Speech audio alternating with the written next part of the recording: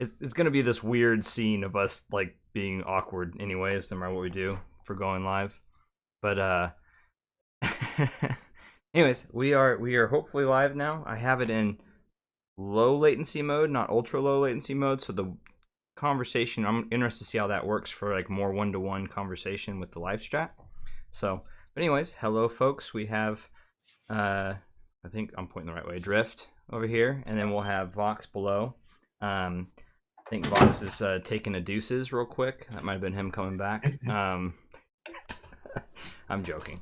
Awkward. Yeah. Are we live? Yep.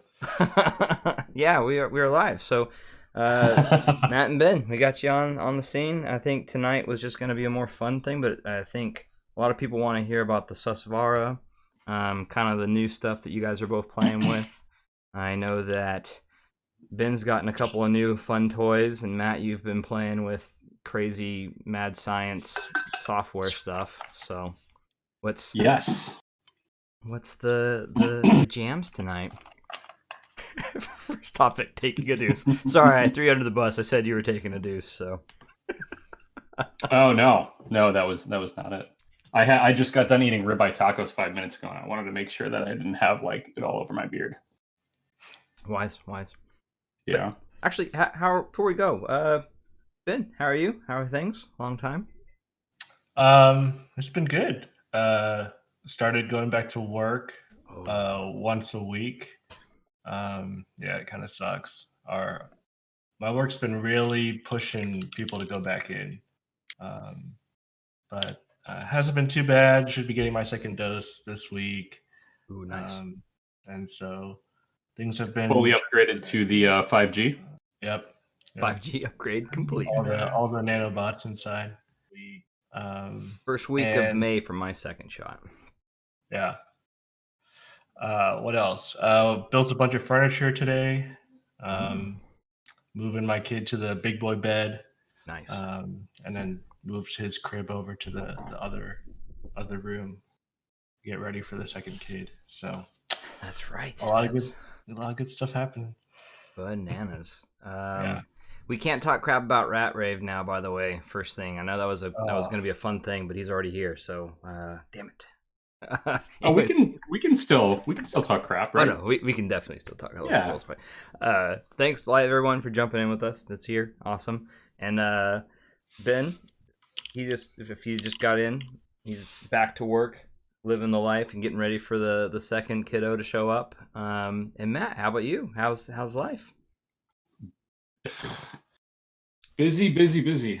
I can't seem to catch any time off, but hey, that works out really good for my two hobbies, keyboards and audio, because they are literally the only two things I can enjoy while working. Fair enough. And I see that you've hidden your junk, which is nice. I'm glad we're not showing your junk all over the place. Yes. I mean, I have to. I figured I've appeared on HiFi Afterdark plenty of times where you guys have seen the whatever was going on here, the hoarder pile of boxes and packing materials and all that. Yeah. I'm trying to be better. And so as you can see, there's none of that. Don't let this fool you, man. I have literally boxes like all below this little line right here. I'm surrounded by boxes and headphones and crap everywhere. So yeah, I'm with you. I thought you were storing all those. Those were where all your tubes were, and so you shipped them all to Ratman. Well, actually, yeah. So I have those are going out. I actually have for Resolve's going. He's got the second. I got the second prototype all packed up and ready to rock. I have a Vidar I need to take downstairs. I have the Elise that needs to go get shipped out soon. And then I have this giant box over here that's not anything really ready to anything. It's a giant board game that I ordered from Kickstarter like I want to say like 2 years ago, and it showed up and I was like, oh, it's gonna be this cool. The thing is like it's like a legit like massive box, and it's a Street Fighter board game thing that I don't know what to do with now because 2 years ago. It's like the keyboard hobby. You order something and it comes a year later and you're like, I have no idea what to do with this now. Yeah. True. Oh yeah. See, even Twinguin knows. You dim the lights a little bit. You get the focal point to like. I'm actually sitting at about 2 right now at the f-stop, and so I get the nice blur. I can go even blurrier, but I'm gonna have to probably. It's gonna get bright as all get out. How do I do that with my Logitech Endgame webcam? I think you have to do it in software. But hey, DR's here. Awesome. Bitter Buffalo, what's going on? We're actually, tonight's topic, just to catch people up, is going to be probably them ganging up on me on Susvara. Probably talking about some dedicated gear that both of them have gotten recently. Maybe some sneak peeks at some of the stuff they're excited about getting. I don't know. For me, I'm going to talk about how I've sold everything and I just have grottos now. So, yeah, I'm joking. But let's kick that off. Actually, what's up, Mark? What's going on? So tonight I am drinking, because I did a photo shoot with it earlier. Old Elk, Colorado bourbon. It's pretty good. And then later, because I don't want to get completely hosed, is I have come on, you can do it, camera, Sony. So I was messing with my camera, and it's now not doing autofocus the way I want it to, and it's really frustrating me. This is... That looks like something from Rogue. It's Rogue's Colossal Claude, and it's... Maybe this will help? No, not wanting to play nice. I have to, maybe I have to hit the back button. There it goes. So I have to manually autofocus for some reason. The hand thing, right? The hand thing to get the focus? It's... Well, for some reason, it's not doing continuous autofocus, and so I have to, hit the button to do it. But yeah, Colossal Claude. Kind of cool. Anyways, there we go. What about you guys? I have a Four Roses small batch. And I kind of ran out of the ingredients to make a Manhattan or an old fashioned. So this has a dash of Canadian maple syrup and bourbon. And that's it. Fair. I saw Ben was chilling on looked like some jelly juice. Just green tea. Green tea. I was gonna grab some. I have some frozen margarita in the fridge, but I didn't have time to grab it. But fair enough. I might ask my wife to go get me some. No worries. Well, with that, I guess we can get into the spice of why everyone's favorite color is purple, and then we'll talk about the Susvara. Jokes aside, background. Real quick, both of you own the Susvara currently. I've had the Susvara in. You guys have listened to a lot of high-end headphones. The Susvara has kind of become your guys' end game for headphones right now. Give me a hot take on why that is. And why people should care. Because Susvara. You can kick it off, Ben. Well, I was looking at last time I was on, and it was just me and Tyler, and that was actually the first day I had gotten Susvara. So it's been a couple months now that I've had it, and I think I don't know, to me the Susvara sounds good because it's so expensive, right? I mean, cost is a factor. It's that golden ratio of high expensive thing, low it sounds quality. So good in pictures. Yeah. But yeah, I mean, I think it's really natural sounding.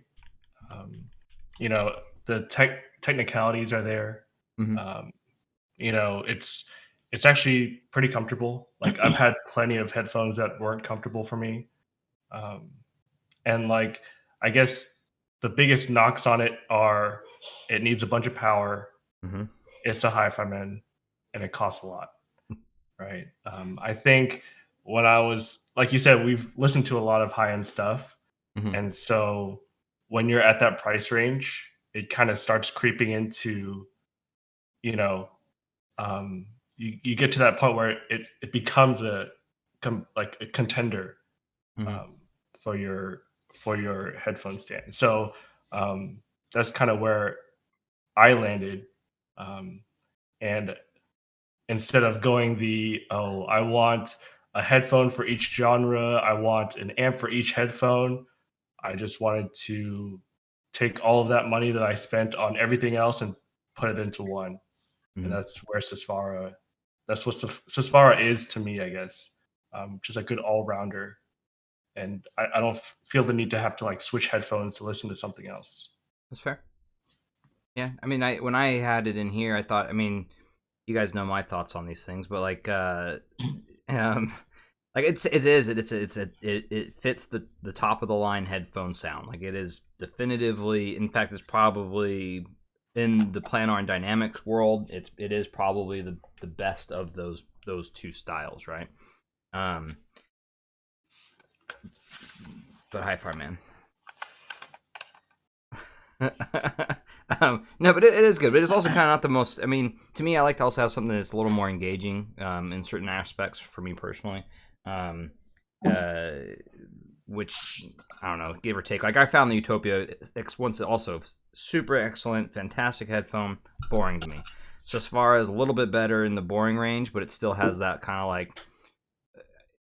Unless you listen to, I don't know. For me, I need to have a little unique character to it, I guess. For me, but Matt, I still can't figure out how you find it. Like you just named, I don't know all the headphones out there, but you probably just named 2 in the top 5 most dynamic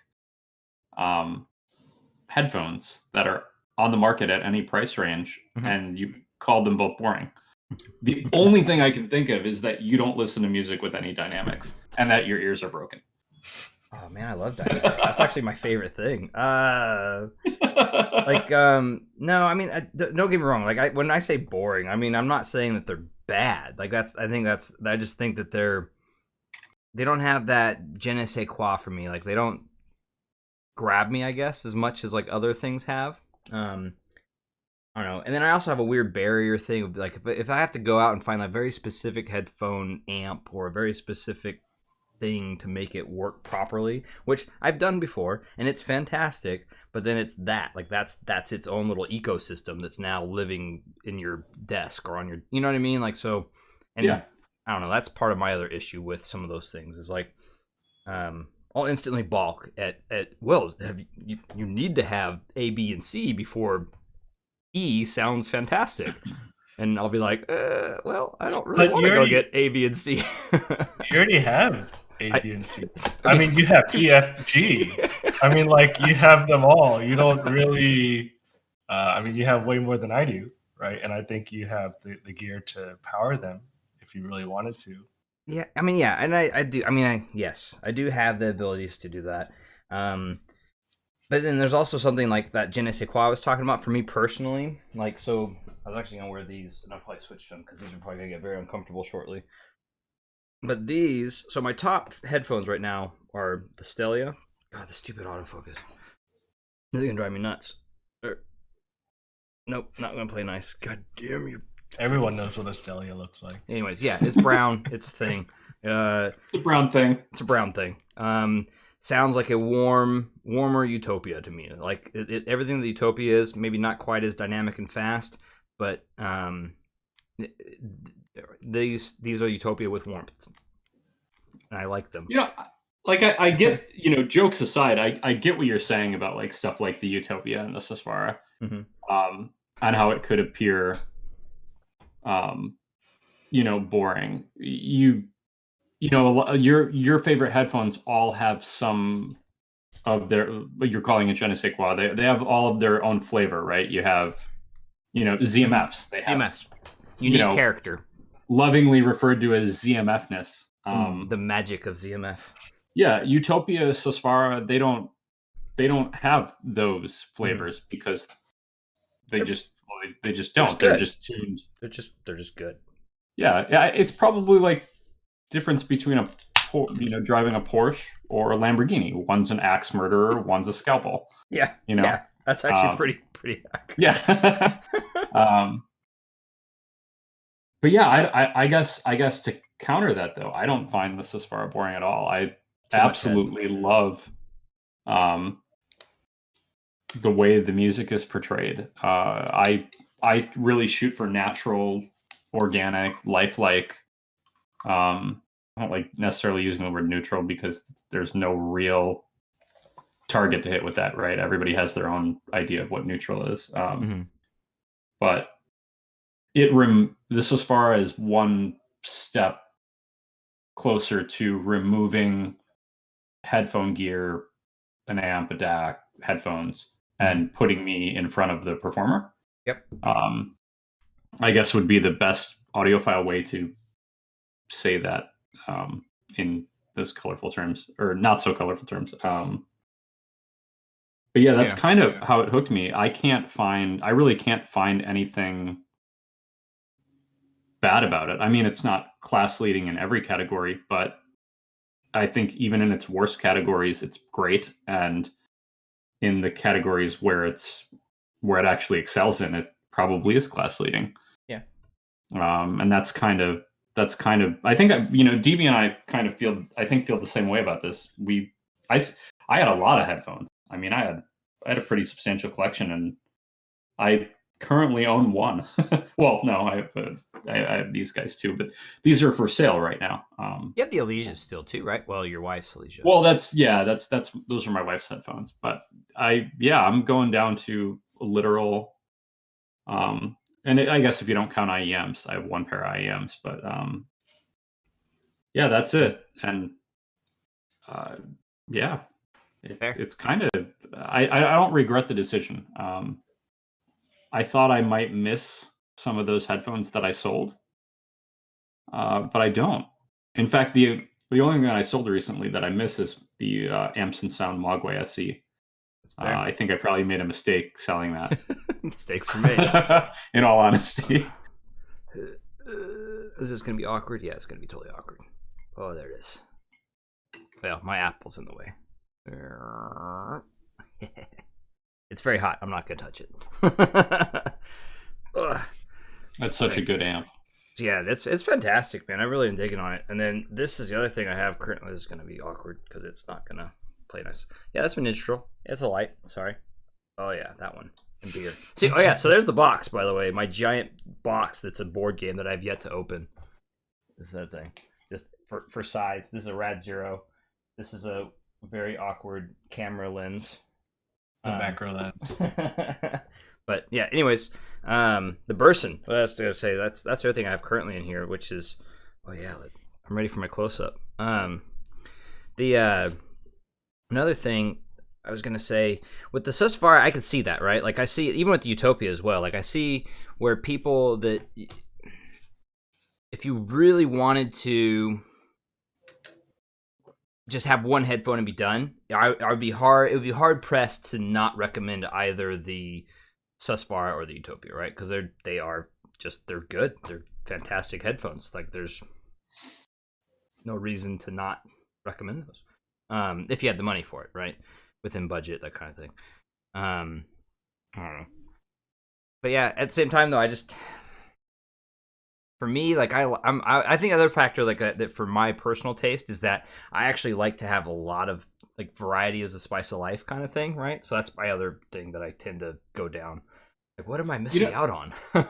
I think, despite me feeling that they are the best headphones for me and likely one of the best headphones ever made, I actually find them hard to recommend.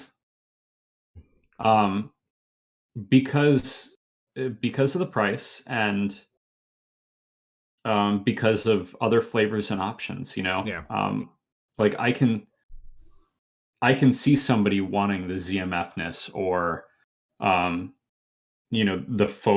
kind of the focal hook, which is like the excursive quality, right? The punch and slam that focal brings. Yeah.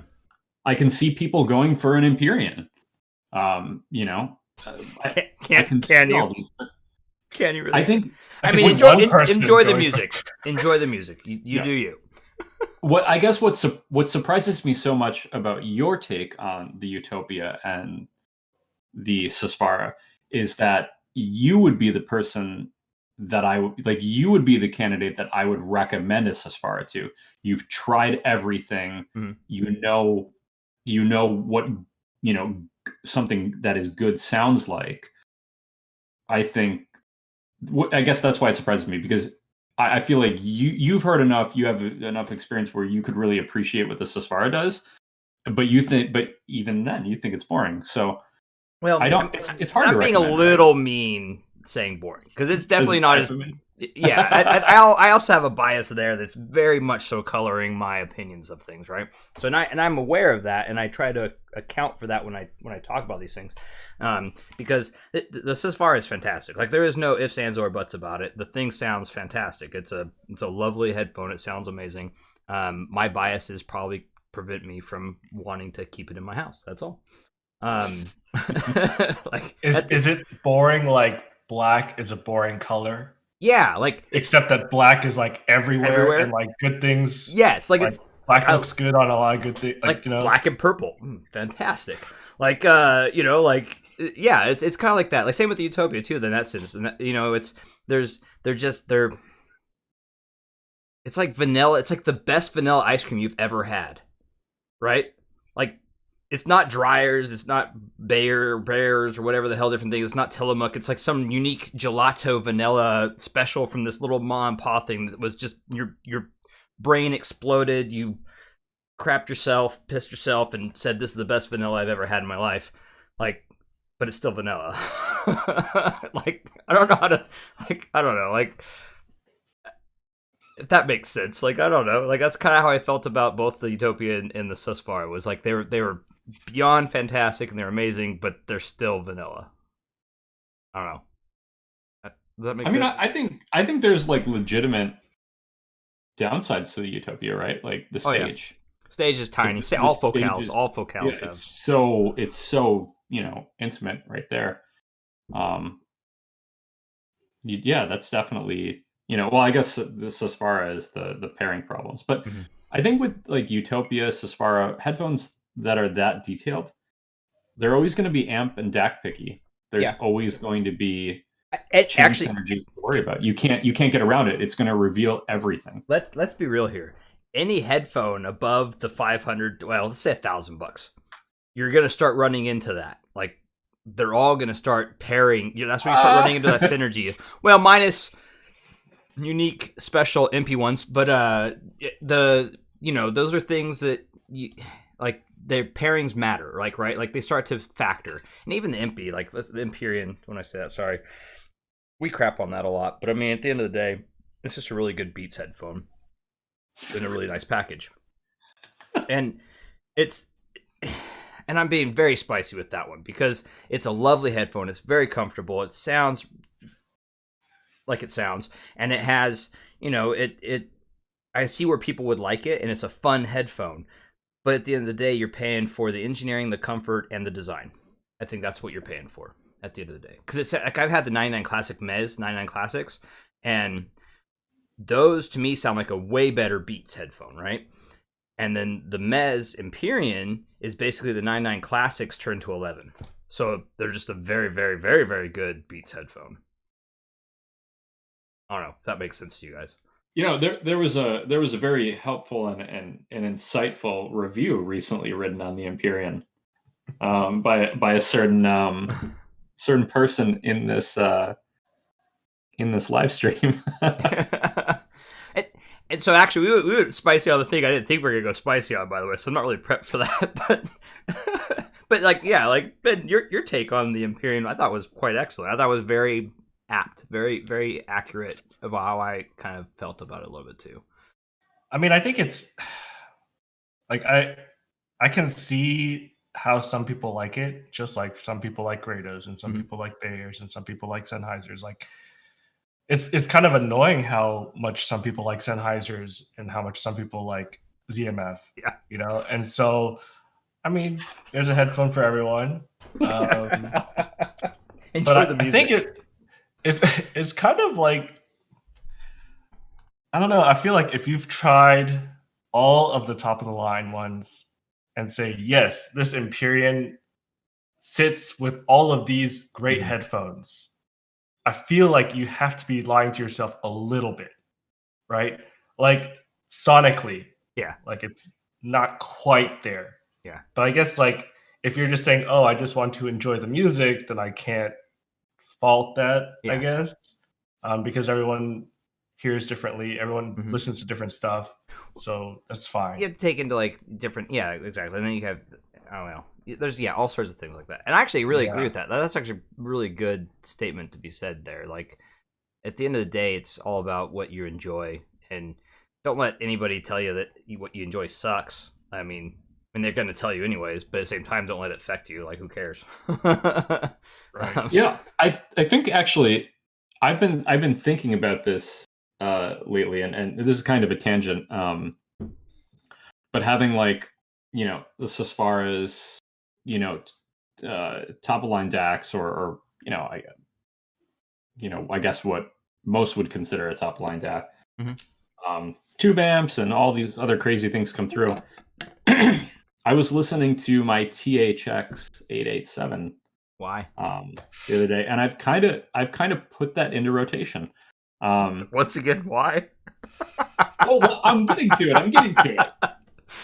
Because I think it's easy when you go up the chain, right? It's easy to then keep moving the goalposts, so to speak, right? Like this is the benchmarks, but where do things just become okay or bad? Like when I had the Empyreans in most recently, and I would listen to them back to back with the Sasfara, it was like I had to put those away. It was like something was missing. Like part of the song, part of the music went away when I put on the Empyreans. But that's not unique to the Empyreans. That headphone does that to a lot of headphones. So does that make the Empyreans bad because they don't resolve the same? Or going down farther, talk like the LX or the DT1990. Like where do we define bad, okay, good, and then great to exceptional? Like, and I've been trying to kind of, for my own reviews and my own thought processes, I've been trying to kind of narrow in on this. And I think the THX amp that I've basically crapped on for an entire year, I think it sounds pretty great. It's I own one for a long time. $300 or whatever it is. I agree. Like, it's don't pair it. It is transparent. Don't pair it with a bad DAC because you'll hear all the flaws in your DAC. But I'm kind of coming around to it, and I think I'm coming around to other. You've gone full circle. That I kind of said were okay or meh or bad. He's gone full circle, folks. It's just gonna be dongle plus plus. Apple dongle. Yeah, great value there. $7. I think, but right, like you have to compare with like priced products. Right. I think that's important. That's so like Empyrean, Diana V2, Radio, K, Red Zero. I haven't listened to LCD3 in forever, but I guess that's there. Like you kind of have to view those as what you're comparing it to, and I think when you compare it to those, they're still like Utopia is $3,000. Four. You get, right. Okay, so MSRP, I have to take that into account too. Like, because on used market, you can get Utopias exponentially cheaper. Same with Sasfara, same. Yeah, but anyway, sorry, you're right. I can't take that into account though. Well, I mean, you could in a way, right? Because who's to say you have to buy a new one? Yeah. Right. So I could buy MSRP or whatever. Yeah. Exactly. So but I do agree with what Tyler's saying. Like that gets a little fishy because then now you're adding in you're moving the goalposts. How well you are at negotiating a used price with somebody versus like. And a lot of times you end up with the same ratio, right? Like you can get an Empyrean used for like $2,000 and you can get a Sasfara for like $3,500 to $4,000. So you end up at twice the price anyway, roughly. Like it gets close. I guess really what comes down for that. Sorry, but we totally just jumped all over your conversation, but or what you're trying to say. I was gonna say real quick though. But then you also have to take into account what your thoughts are on what the value of that headphone is and where it fits in the value range as well, right? So like you could say Empyrean would be an instant buy for me at $1,500. And then you could say, well, does it compare to the headphone or the Arias or the HD800? Well, yeah, HD800s would fall in that roughly. You know, like that. Then you could, and then if you look at it that range, do those headphones compete with that headphone, and or do they beat them or do they not? And then like how does that, you know, and then if you, I guess if that's one way, is like maybe ignore price and don't know what the prices are, and then compare them to headphones, and then see where it falls in the performance of headphones that are across their gamut, I guess, and then find out what the price is. I guess that'd be one way to find out if it's value to, I don't know. I mean, I guess if you didn't tell me what the Empyrean costs and I had it, I would know it's an expensive headphone because of the build quality. Mm-hmm. After listening to it, I think I would say it costs less than the Verite. Yeah. Like it's kind of how I would have put them in costs. Yeah, I agree with that. I tend to agree. You know, it's funny because after your review and the following HiFi comments, a lot of the I'm not going to get into the spice, but a lot of the what I kept seeing is how it's not fair to compare a $3,000 headphone to a $6,000 headphone. But I didn't see anybody draw the line the opposite way. Yeah, the opposite way isn't there. Yeah, like so if we're comparing like a HiFi and Aria to an Empyrean, and I personally feel, and granted I'm on the I have Empyreans coming in again to listen to for a third time before I make a full determination. I've had the MP 3 or 4 times myself, so yeah, like I feel the Aria. Well, don't get me wrong. I think the Aria at $1,500 or $1,600 or whatever it is a great headphone, and I think it's probably the most technically capable headphone at that price, unless I'm forgetting one or the other. But I would say the Empyrean and the Aria are probably technically on the same level sound quality wise. I mean, you have, obviously there's preferences, right? Mm-hmm. Like, preferences will shift you one way or the other, but is the Empyrean worth 2 Arias, and or an Aria or a headphone, or Aria and an HD800S, or an Aria and a clear, or an Aria and a clear. I feel like it goes. You can look at it both ways, Mm-hmm. But then again, you can also take this to the extreme too. Is the Aria worth having an LX and something else? And you can get all the way down to AirPods. Done. AirPods. No more dongle. Just like, AirPods. We can Pro take life. this to the extreme. Like, is an HD 600?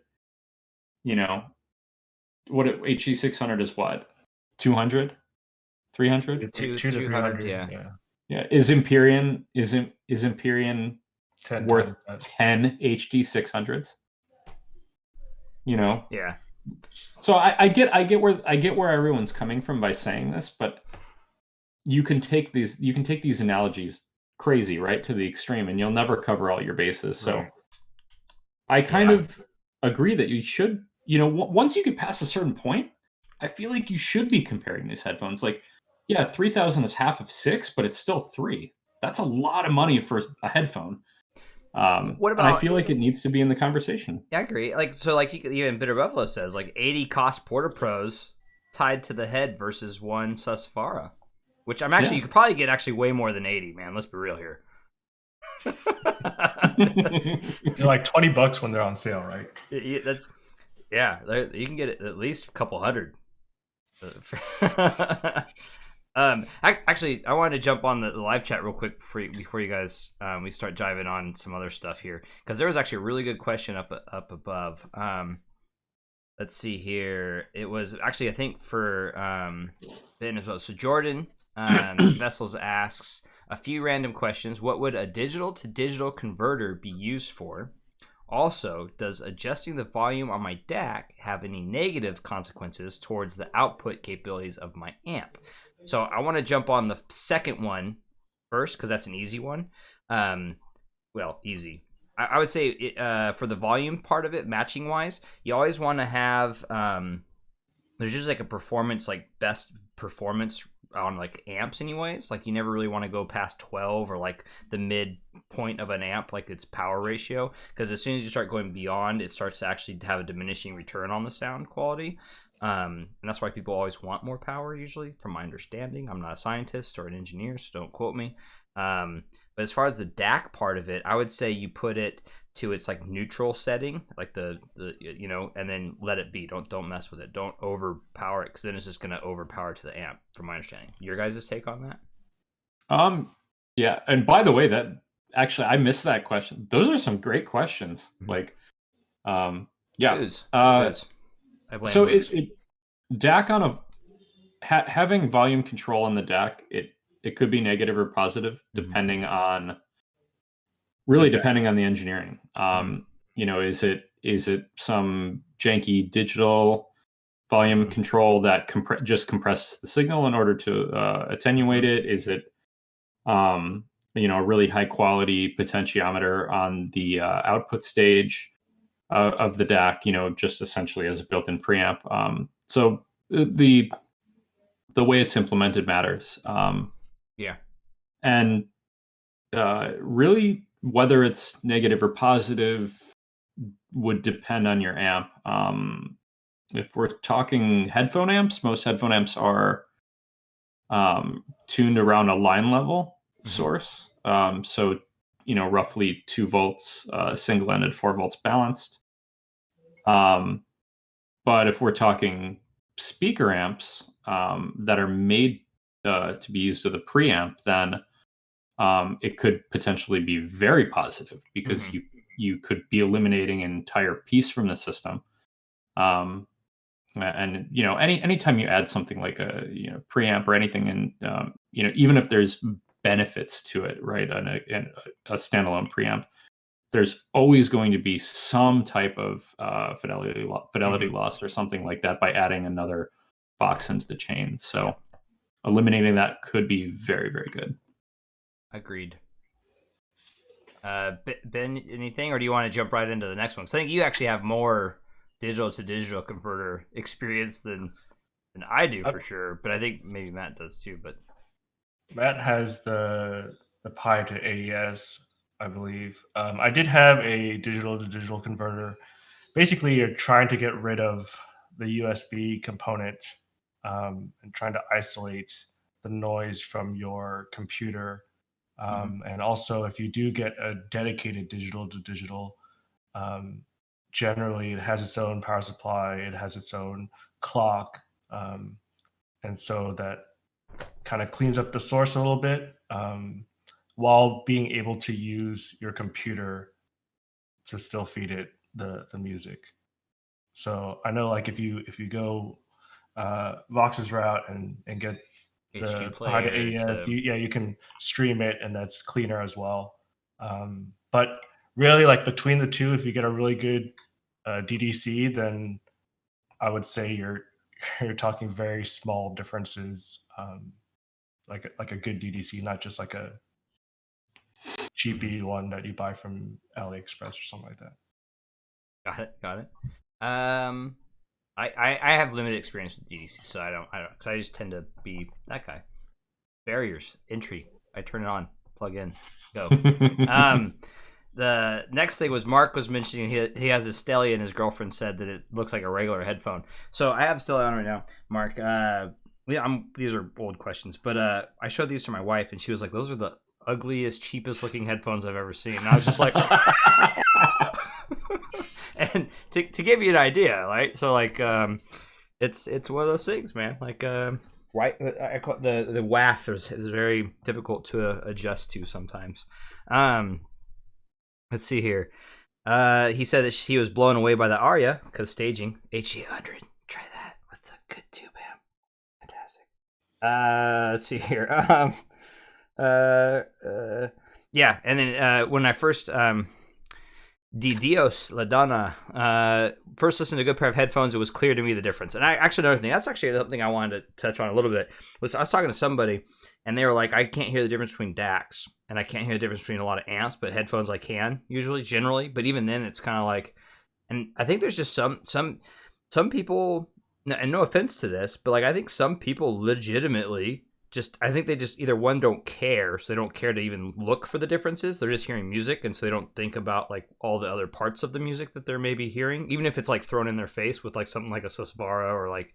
But I don't know. Like, what's your guys' take on that? Because I definitively hear differences, especially as you go up the chain of quality or not. Quality's not right. Technicalities, higher resolve. I don't know. I definitely hear the difference, but. I mean, to me, there is a logical consistency here. If you believe that an amplifier can change the sound of your music, then you have to believe the DAC can change the sound of your music, because there's an amplifier in your DAC. That digital signal needs to be brought up to line level signals to be fed to the amplifier. You have an analog output stage in your DAC. I mean, there are some like the Metrum Adagio that does that actually juices up the ladders, so you get a full line level signal right off the ladder. But now we're talking 6K, custom implementations. 99% of the DACs out there, they don't just convert digital to analog. You have tons of stages. It's really the most complex piece of electronics you have in your system, and they have amplifiers in them. So even if you believe that there is that every DAC chip, the converter part only, is absolutely perfect and does a super simple job and turns digital to analog, if you believe that amplifiers can change the sound, then DACs can change the sound because they have amplifiers in them. I mean, we could go on and on about how complex DACs are. There's so much going on in there. But yes, I guess to answer it, yes, absolutely, DACs 100% can affect the sound. So here's something else I want to kind of touch on real quick on the DAC part of it. And I think you guys are on, I don't want to say in league, that's not right, aligned with my thoughts on this at some level. The more I've moved up the chain, the more the DAC has mattered to me. Yeah. Like it's become like the DAC has become like kind of like I used to like, it's funny, when I first got in the hobby, headphones. I was like, headphones. Everything else was like THX and that I don't care about the DAC, whatever. And headphones. And then I got the headphones I liked and I loved. And then it became amps. Oh, amps, all about the amps because I had the headphones already. And then DACs, who cared? Just went all about amps. And then now I'm where I'm at. And I'm kind of like, damn. Like I just heard the May, right? Like I had the May in for a little bit, which is a very expensive DAC. And I have the TT2 here, which is a very expensive all-in-one DAC amp combo. And I had the Bifrost 2. I have the RME. I have some other DACs laying around. But like, as you scale up and you get like your amps situated, your headphones situated, it's like also in the DAC, it's like I'm hearing things that are. Maybe it's because I have that chain to hear those things, for instance. But the DAC matters, man. It's like I think we were talking about before. I'm not sure what you guys, but it's like the brain. It's the brain, or it's like that heart and soul of what's getting pushed to your amp, which then gets pushed to your headphones. Like, so why would you not want that to be great? And then it goes even further, which is like the source, right? Your source is like, if you're listening to a $20,000 headphone setup and listening to Spotify, which I do. I'm not gonna lie to you guys. I listen to Spotify a lot.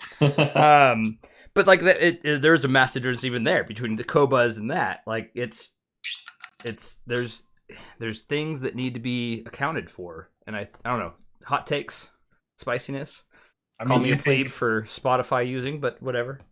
People think tube rolling is expensive. Wait till you get to DAC rolling. Yes. Do you even roll your DAC, bro? I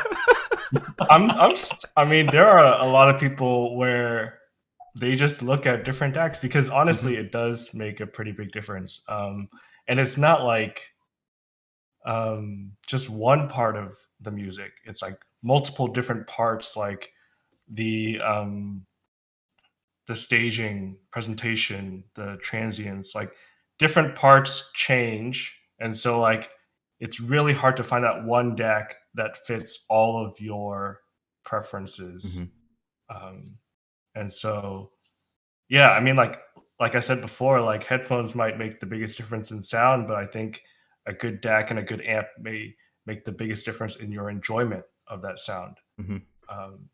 Because really it brings everything to a whole nother level. But if you don't care about certain things like, technicalities and stuff, then yeah, the DAC doesn't really matter in my opinion. Yeah. I mean, I think, yeah, I agree. I think what you just said was perfect, DB. not what but I yeah, said. I'm hurt. No, I think this is a great discussion. Jumping on kind of what you were saying before, in the beginning, you were all about the headphones, changing the headphones, Mm-hmm. and then the amp, and then now the DAC, you're noticing the DAC makes these huge differences. I think, when you're first, you get like an HG 600 or something like that, placement's not accurate. Staging's not really accurate. You're hearing the music, but you're not saying, okay, singer's over here, guitarist's over here. I can, you hear everything in the mix. When you start getting parts of your chain that are resolving these things, that are putting more of a spotlight on these individual elements, like DB was saying, that transients, time, things in the time domain, things like that. That's when you start noticing it. That's when the DAC becomes, when you can pick up on everything that's happening. That's when you're the DAC becomes the weak link. Yeah, I do think though, some of the headphones that have kind of 3080 alert. Oh, no, sorry. I think some of the headphones that scale particularly well do benefit from better DACs, even though they could be cheaper. So like, I think like I experienced it just this week where I was testing out the Borealis, and with my older DAC, like the Borealis was a little better than the Sony's, but like the Sony's had a touch more sweetness in the vocals. You buckled up first though, right? Just to make sure. Yeah, I made sure. I mean, airbag was in place on the camera. I mean, there's no protection, right? It's just open. It's just open. I mean, overall, I thought it was a good headphone. Kind of like hard to recommend, just because of what it looks like. But once I put in the Bifrost 2 that I'm borrowing from P-Tran, my Sony's pulled ahead. So it's kind of weird. Like, to me, certain DACs or certain headphones really depend on that and can pull ahead over, some cheaper headphones. Okay. Yeah, and that's something I agree with too. Like, there's some things like I don't like when people start throwing out, for instance, total killers or giant killers, or because let's be real here, none of those have ever been any of those ever. At least in my experience, I don't know about you guys. Like, have you ever heard something and it was like, "Oh, this is the giant killer. It's gonna make everything else sound like crap," and it's only $600. So why would you ever buy anything else? And every time I've listened to those things, I'm like, "Oh yeah, they're worth $600," and I'm listening to other things now. Like, and I'm being a jerk right now. Like, but at the same time, like that, they are usually they are very good for what they are and fitting in their price bracket and stuff like that. But at the same time. I don't think you're being a jerk here. I think, like, people who might be watching this stream right now who are just getting into audio, there's a lot of sites and reviews and YouTube channels that will tell them that there is giant killers, and that half the industry is trying to fool them. And I agree with you. I haven't heard a giant killer. I've heard giants, and they're all really expensive. And I've heard good products at good prices. But there's, and I think we've had this conversation before, DB. but there's a lot of snake oil in audio, but it doesn't get talked about a lot. Like the products that are overpriced and hyped rarely end up being the products that people buy and talk about on the internet. Well, they rarely end up being the products that people who talk about audio on the internet buy. That's probably a better way to put it, because I'm sure the marketing does help companies sell it. But let's be real here. We're also sitting in a very top. We're actually those jerks that are in like the top 5%. Probably even more higher than that. We can be considered 1%ers when it comes to audio headphone gear. Like, let's be real. Actually, yes, we are. Yeah, but I mean, you know, like the Allegia sitting on my wife's desk with the Asgard 3, Plebe, or the THX I have floating around here somewhere. Like, that's a good, like. That's fantastic. Like, I listen to the Allegia religiously forever. Thousands to enjoy the music. You know what I mean? Like, and that's what I tell everybody. We're crazy. Like, you call it 1%. I think we're nuts. Yeah, no, we are. Like, I tell people all the time, like, get an Aeolus, get an HD100, get it. Like, if you're like, for most normal people, like a crazy headphone would be like an Aeolus or an Aria or an Elex, even. Like, right? Like, I remember the first time I bought an Elex, I was like, $700. Yeah, like headphones. Why? Like the Scalia you're wearing or the Susfaras. There's no value proposition there. When people ask me if they're a good value, my answer is absolutely not. This has my head sweats on it, man. This is not the color that this showed up as. Like, let's be real here. Like, people ask, like, "Oh, send me your Stelias." I'm like, "You really want my Stelias? Like, these are untreated leather. Like, this is me." These are products for crazy people. Yeah, and I don't think value has any business being talked about when we're talking about these things. But I think there is value in audio. There is valuable product. HD 600. Oh yeah, fantastic. Asgard 3, like $200. It's an incredible never-ending scalability with the HD 600. Like, you could never have anything but Zen can, right, Ben? I'm sorry. Zen can. There was like huge value there, right? Well, the Sonys. Yeah, that's brilliant. Sonys. Yeah, or I had Ben let me borrow his Sonys for a while, and they were very good. I agree. They're but fantastic. not giant killers. Not giant, right? Definitely not giant killers. I think that the giant killers can probably compete against maybe the tier above it, or maybe even 2 tiers above it. But besides that, there's never ever like, oh, it's gonna destroy Susfara. Yeah, sorry. Yeah, probably gonna happen. I mean, yeah. And well, I don't know. That's always been one of my biggest pet peeves in this hobby as well. Like that giant killer thing. Like, that's just like, because it's never. I've bought things based off of like, oh, this is the great, or the FOMO thing. Like, ugh, and you learn quickly. Like, wait a second, this is not very fun to listen to. Why did I buy this thing? And now I can't sell it because it tanked in price because now everyone bought it. And everyone's trying to sell it at the same time because it's not very good. I mean, that happened. I have the monoprice 1060 or whatever. 1060C. Yeah, like I have those. I had 2 of them because I modded them because I thought it'd be fun to mod them. But like, but there's no way in hell that sorry, I'm swearing. But like, that I'm ever gonna be able to sell those things. Like, no one would buy those for like $100. Like, that's for real here. Like, the hype has died down. Yeah, and beyond. I mean, yeah, like, yeah. I mean, like the GL 2000s, right? Zeos really likes them. I had a lot of people single-sided. I didn't even bother reviewing them. Like, I just did it because I knew, like, they were just not, to me, not good. They just weren't. They weren't even worth the time and effort to actually have them here for longer than a couple days before out the door. Sorry, go ahead.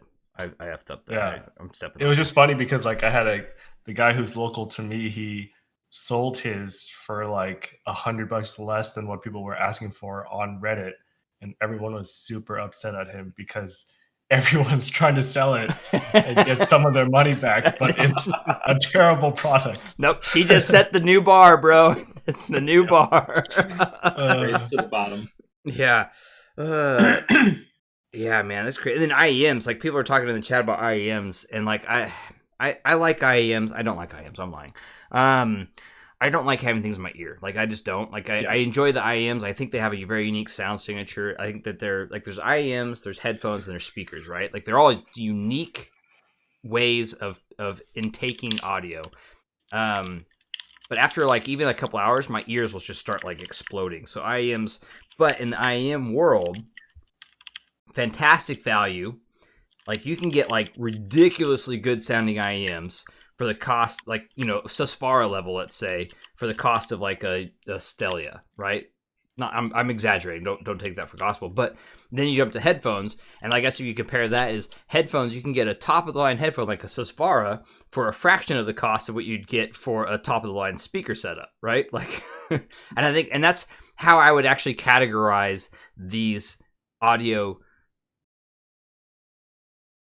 What am I thinking of? Like the audio. Anyways, these devices that present audio to your ears, and that's how I would scale them, like IEMs to headphones to speakers, and that's like I think you're good, and each of them are unique, and each of them are fantastic in their own right, and some people will prefer one over the other, but I do think though when you get into speaker-fi, it's a different game, like entirely to the other two. But I do prefer headphones over speakers just because they're so much easier and more digestible to the family and time and all that fun stuff. I'm too old to keep up with IEMs, man. Yeah. I can't keep up. I don't know how Android does it. Like, I wouldn't be surprised if he's had IEMs arrive to him for review that are 2 models behind the current model by the time they hit his desk. Yeah. It's insane, dude. Like, it's they bananas, come out with a dude. new model every month. Yeah, that's why I say FOMO. Like Crazy. FOMO is for real in the IEM world, dude. Flavor of the month, not fear of missing out. Flavor of the FOTM. I was totally off on that acronym. Wait a minute. FOTM. It's FOMO FOTM. FOMO FOTM. Okay, I can't say it. Anyways, but yeah, like it's no joke. Actually, real quick. Mark has this. He just said something. I thought about this. Do you think that this hobby is an addiction?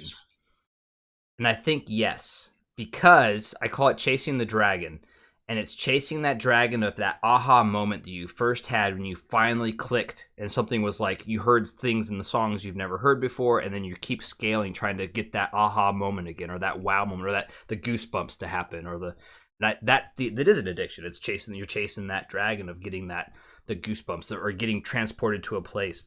That's my take on that part of it. So yeah, your brain synapses are firing and they're giving you enjoyment molecules and all that fun stuff. I don't know. I think you make a compelling argument there, Tom. I think it's an addiction until you've reached the Susvara.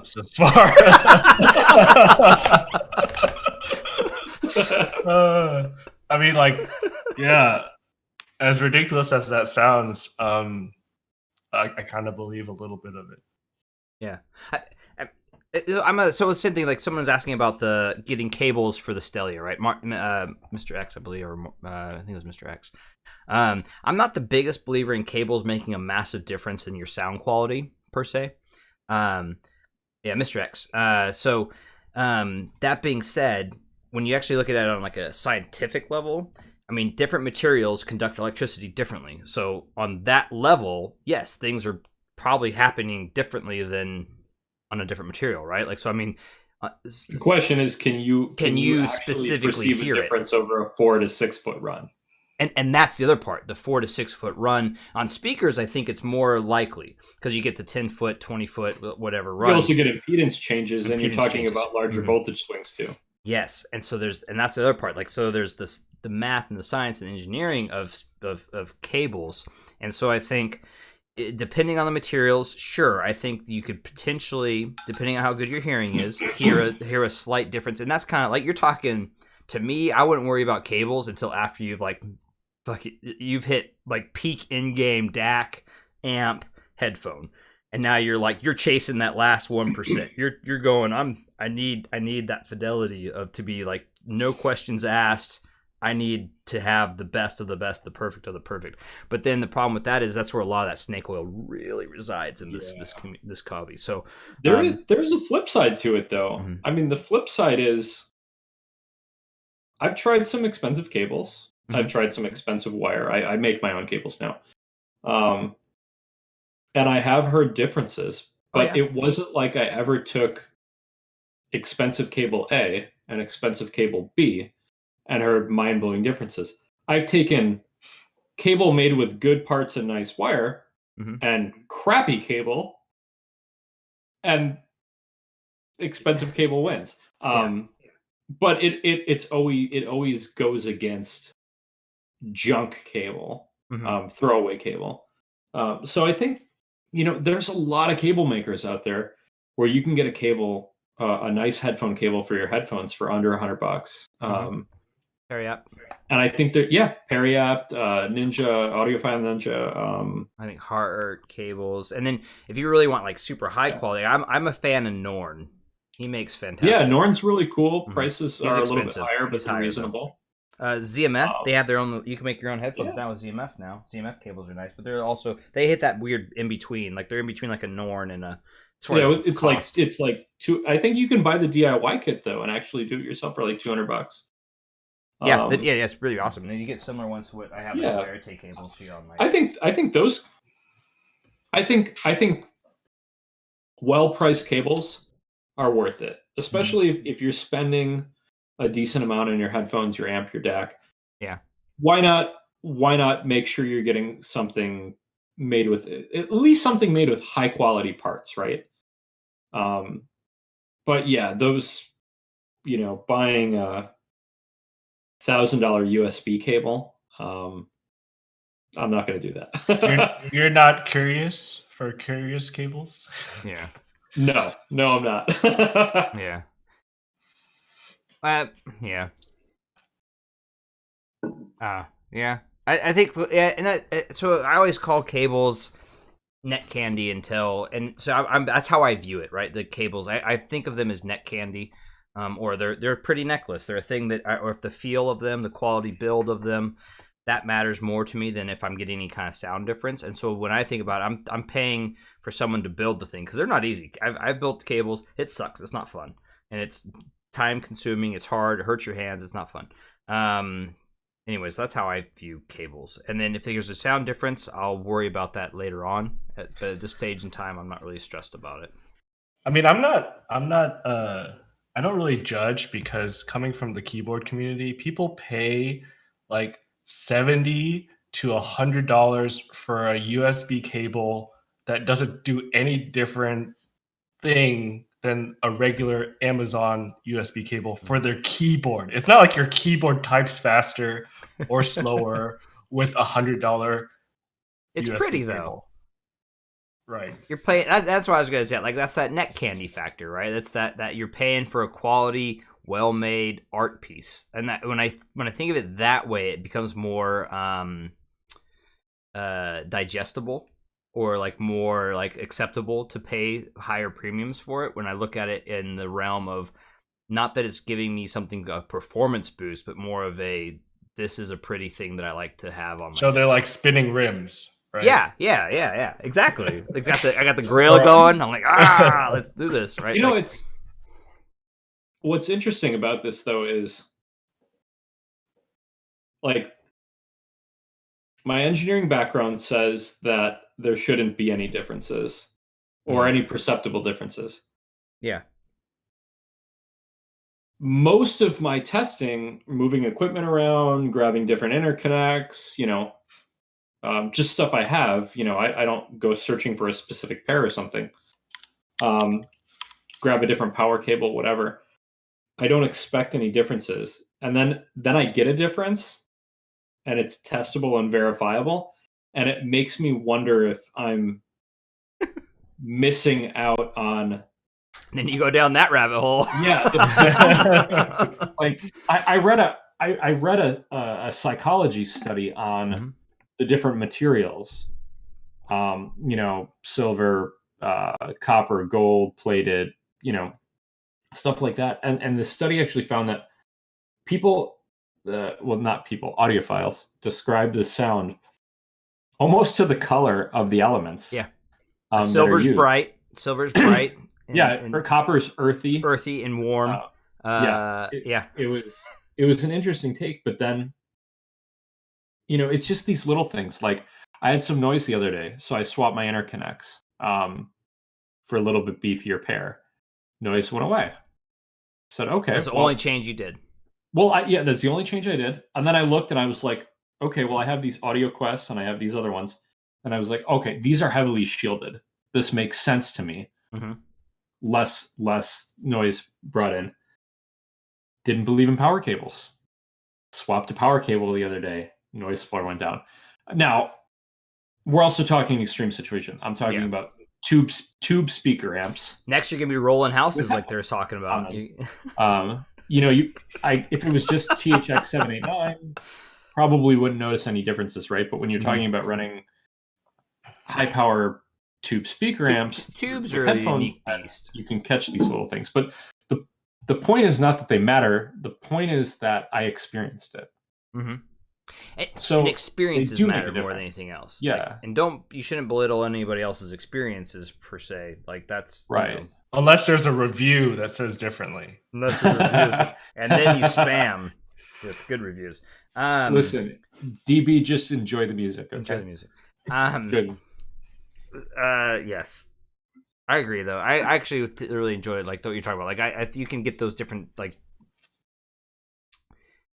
the differences matter. Like, I had a thing where I had noise in my my tube, my bottle head cracked a while back, and I remember chasing like crazy trying to figure out where this noise was coming from, because it wasn't tube noise. It was like an electronic, it was a power feedback noise, like a loop, right? Okay. And it was driving me nuts to the point where I literally took everything apart, unplugged everything off my computer, and slowly started plugging everything in while having my headphones on with the in the bottle head, until I plugged in my keyboard, and it was my keyboard. As soon as I plugged the keyboard, unplugged, it was, it had that little whine, the coil whine sound. And then as soon as I figured out, I'm like, okay, it's my keyboard, obviously. Well, I need to have my keyboard, because that's annoying. I don't want to unplug my keyboard every time. And it turns out, which Fox, you're going to be very happy about this, it was the RGB lights in my keyboard.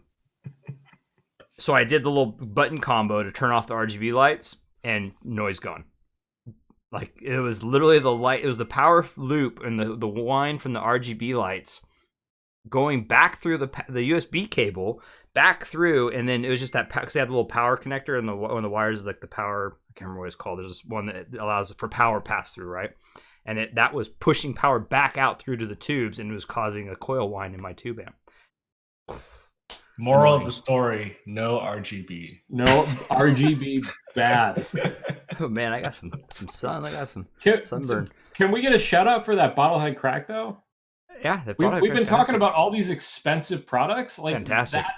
That thing is fantastic. I love the bottlehead crack. I should show I should take a picture of my shelf that I have this audio shelf right now, and I have a KN RME monitor, the Sony ZA-20S, the Eddy Current, the LDAC, the Bifrost 2, and my bottlehead crack all just stacked on the shelf, because it's like, no, I don't want it on my desk. Funny. Yeah, bottlehead is fantastic. Actually, I wanted to touch on something else. There's been a bunch of questions, and we ended up just having this. The fun of this chatting with you guys, and like, we get lost in our conversations, and I want to engage a little bit here. If money was not a fact, there's two things. Actually, Kareem, I want to touch on Kareem's topics. He said it's sad to call this hobby an addiction for obvious reasons. There's real addictions out there that are, and I agree. Like, Kareem, that's not. I don't want to put any kind of shade on, or like to belittle or to make any other addiction. Those are real things. I have family members who've had alcoholism and all that kind of fun stuff. It's real. Like that. So don't think of it that way. Those are real things, and this is not down that level. Sorry to take to another thing, but I wanted to touch on that real quick. Those are different things. Alcoholism, gambling, substance abuse. Those are real, and audiophiles. While I do think it is an addiction of some sort, and some people can get addicted to it in a real way, I don't put it on the same level. That was more for fun, that conversation. Anyways, back to the thing. Mark Yoshihara asks, if money was not a factor, please give me your headphone, DAC, and amp setup. what would be your end game currently? I'm going to let you guys answer this first. Sorry, I kind of went down a dark path with the answering, but I wanted to touch on that and make sure we got that out of the way. But you guys, who wants to go first on ultimate in-game, no money factor setup? One headphone, one amp, one DAC. Using Spotify. Go.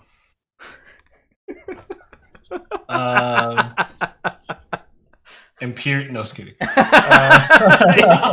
Enjoy the music. I think I'd get Sasfara. For amp, I really want to try the Bakun. I love bacon too, man. Sizzly, crispy, tasty. Oh, Bakun. Sorry. Yeah. I don't know if there's a better amp for it, but we'll see. And then I think DAC, I'd just go crazy with like a MSB DAC or something like that. That's fair. Yeah, for me, same thing as far as so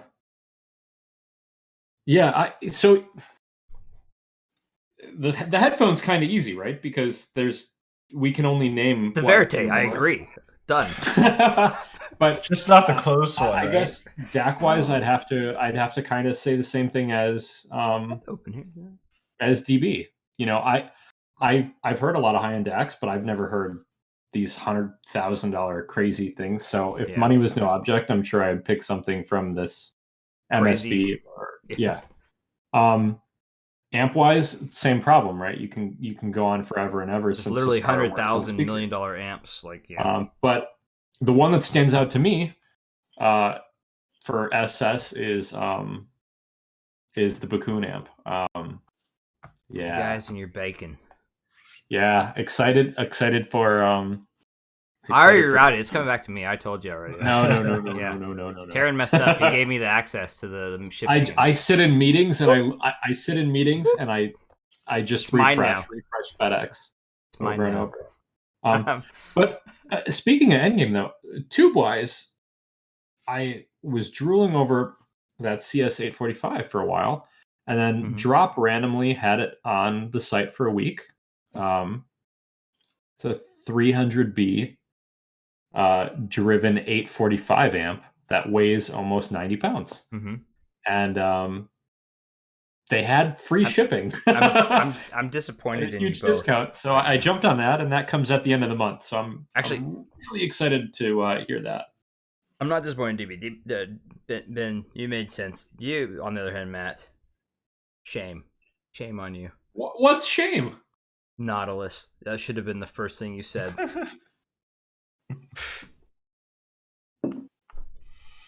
I've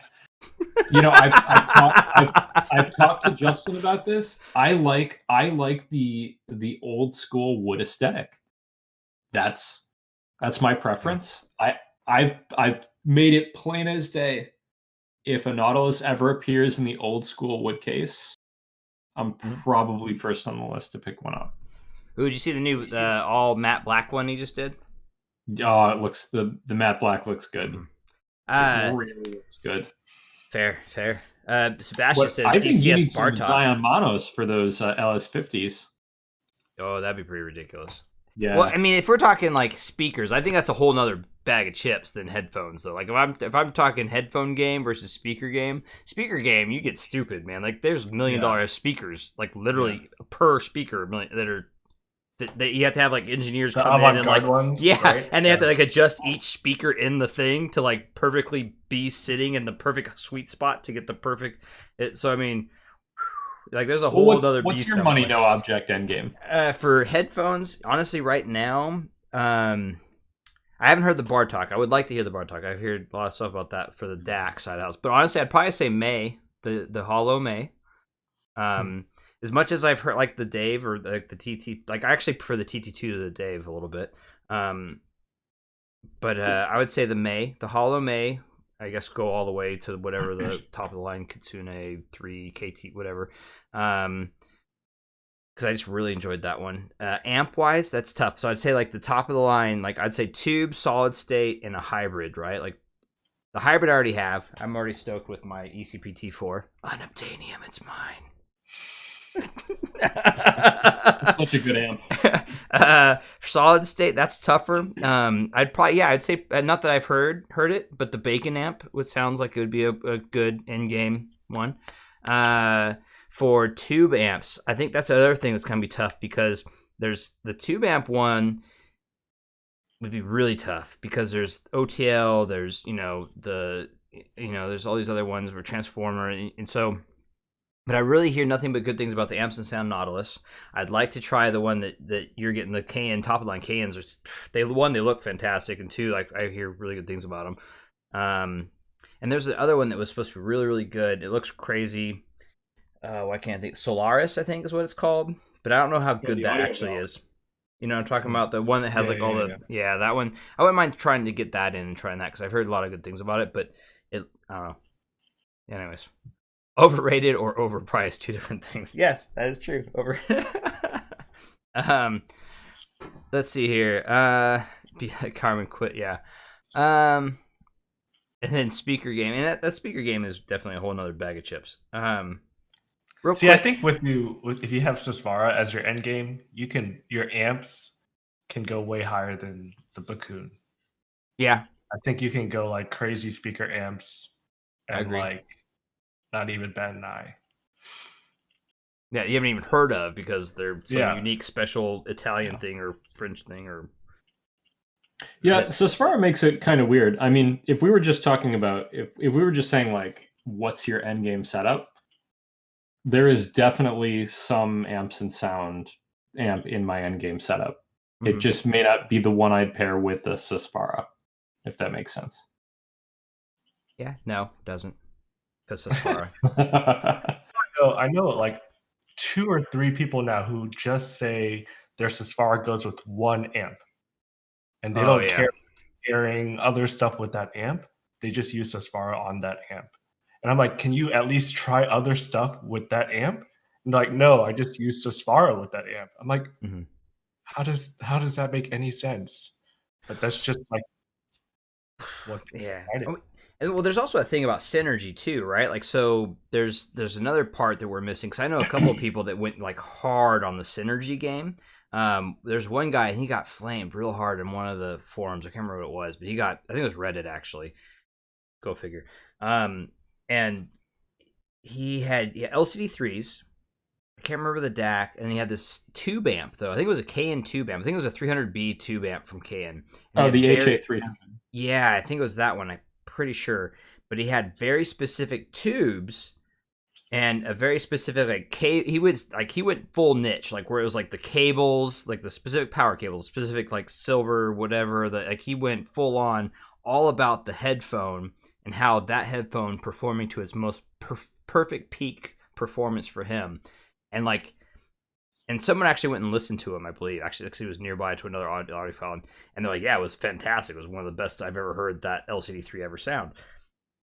So there's that part of it, too, right? Like, that's a whole nother rabbit hole to go down. Like, how do you start rolling? Like, you're talking tube rolling to get a specific headphone to sound perfect, DAC rolling to get a specific headphone to sound perfect, and amp rolling. So not even like I don't know, like that's a whole nother. I mean, I see Vox doing it. I don't know about Ben.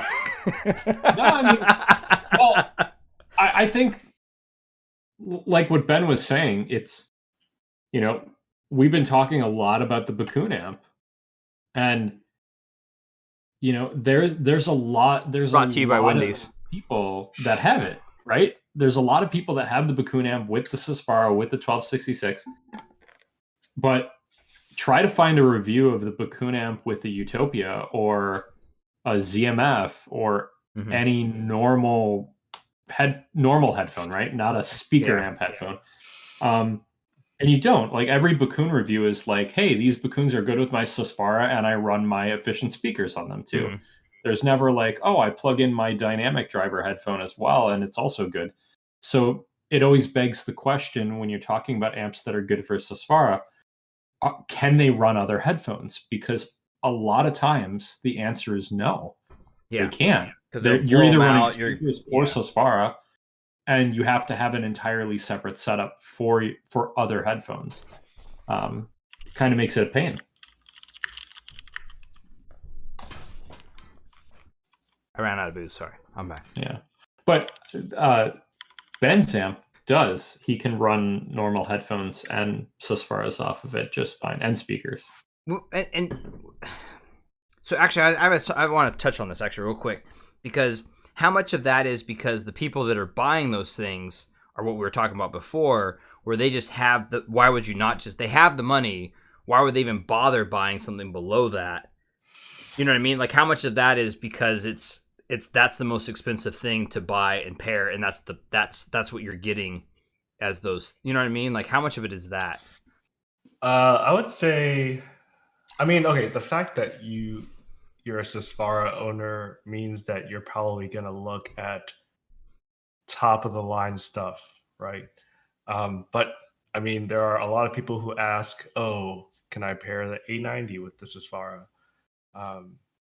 And the answer is sure, but it's probably not going to bring the best out of it. No. I have seen other people who, for instance, the guy who bought my Luxman, he has a Susvara. Mm-hmm. He also uses the Pass speaker amp with it. He has the Pass headphone amp. He has the Viva tube Las amp. Vegas. Mm-hmm. Yeah. And he has the KN300, the HA300. So like he has a good, variety of amps. And you would think like the Pass headphone amp and the Luxman headphone amp, those are like regular headphone amps, I guess. Mm-hmm. Those don't do as well, obviously, compared to the speaker amps. And so like I think people have tried speaker or headphone amps, but when they try them on their speaker amps, they do hear a benefit, right? And like what you're both talking about before as well, like even before I rudely interrupted Matt to get more booze. What's like I've listened to the HE6SE now, the Susvara, and I've had underpowered amps for both of them, right? Technically, and I've tried them on a lot of them, and honestly, it wasn't even worth my time talking about using these other amps because it's just not even.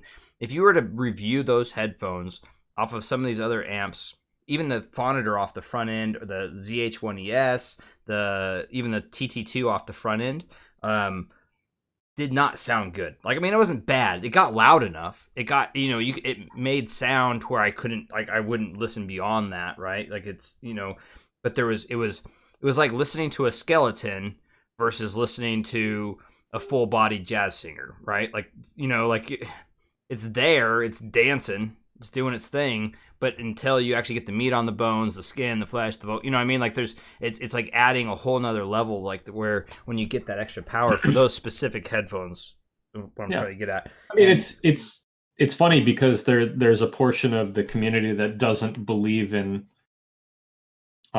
this whole underpowering thing. If you can get a test tone to a certain level that is listenable, then it's powered, and you only need less than a watt of power for the Susvara and HE6 or something like that. I mean, I did it live. It does. SE. Like I literally went from my back of the TT2 with the power outs, right, to my Vidar with the speaker to like the whatever thing. And like you can even see, like in my live stream, like there's Android. There's a screenshot where I'm like, whoa, well, like there's a definitive line where you're like, oh, holy crap, there's way more power here now. Yeah. It's not even necessarily about power. It's about how the amp makes power. Yes, sorry. Like there's more, there's like more meat. There's more, like everything just became more. It was more everything. We were looking at it today, right, Ben? Like your current amp right now has a max current limit of 29 amps. Yeah. And planers love, for anybody who doesn't know this, planers love current, dynamics love voltage for the most part. The THX 887 or 789 is current limited, and by the way, this is normal for headphone amps to be current limited, is current limited at 1 amp. You're just, it doesn't matter that it has 6 watts at 32 ohms or whatever, or peaker. I Yeah. forget the stats on it, but it's just not enough. And the same thing that people talk about with Susvaras and HE6s and everything, it sounds a little bit thin in the mids or peaky in the treble or there's no bass. These are the same things that speaker people, people testing speakers have been talking about when their speakers are underpowered for decades. Mm-hmm. It's nothing new. It's just we've shifted over a little bit to an inefficient headphone. Yeah. But yeah, they exhibit the same problems that you would have if you try to run your inefficient speakers off of a low powered amp. Yeah. I'm with you. By the way, this is my I switched to my bourbon mix. Later night. Oh. It's my bourbon night mix. So this is all the bourbons in my house. I did 1.5 ounces of each of my bourbons into this infinity bottle. And I just did a 1.5 into it of that elk that I was talking about earlier. Because every time I open a new bottle, I'll take 1.5, the first pour, and into that.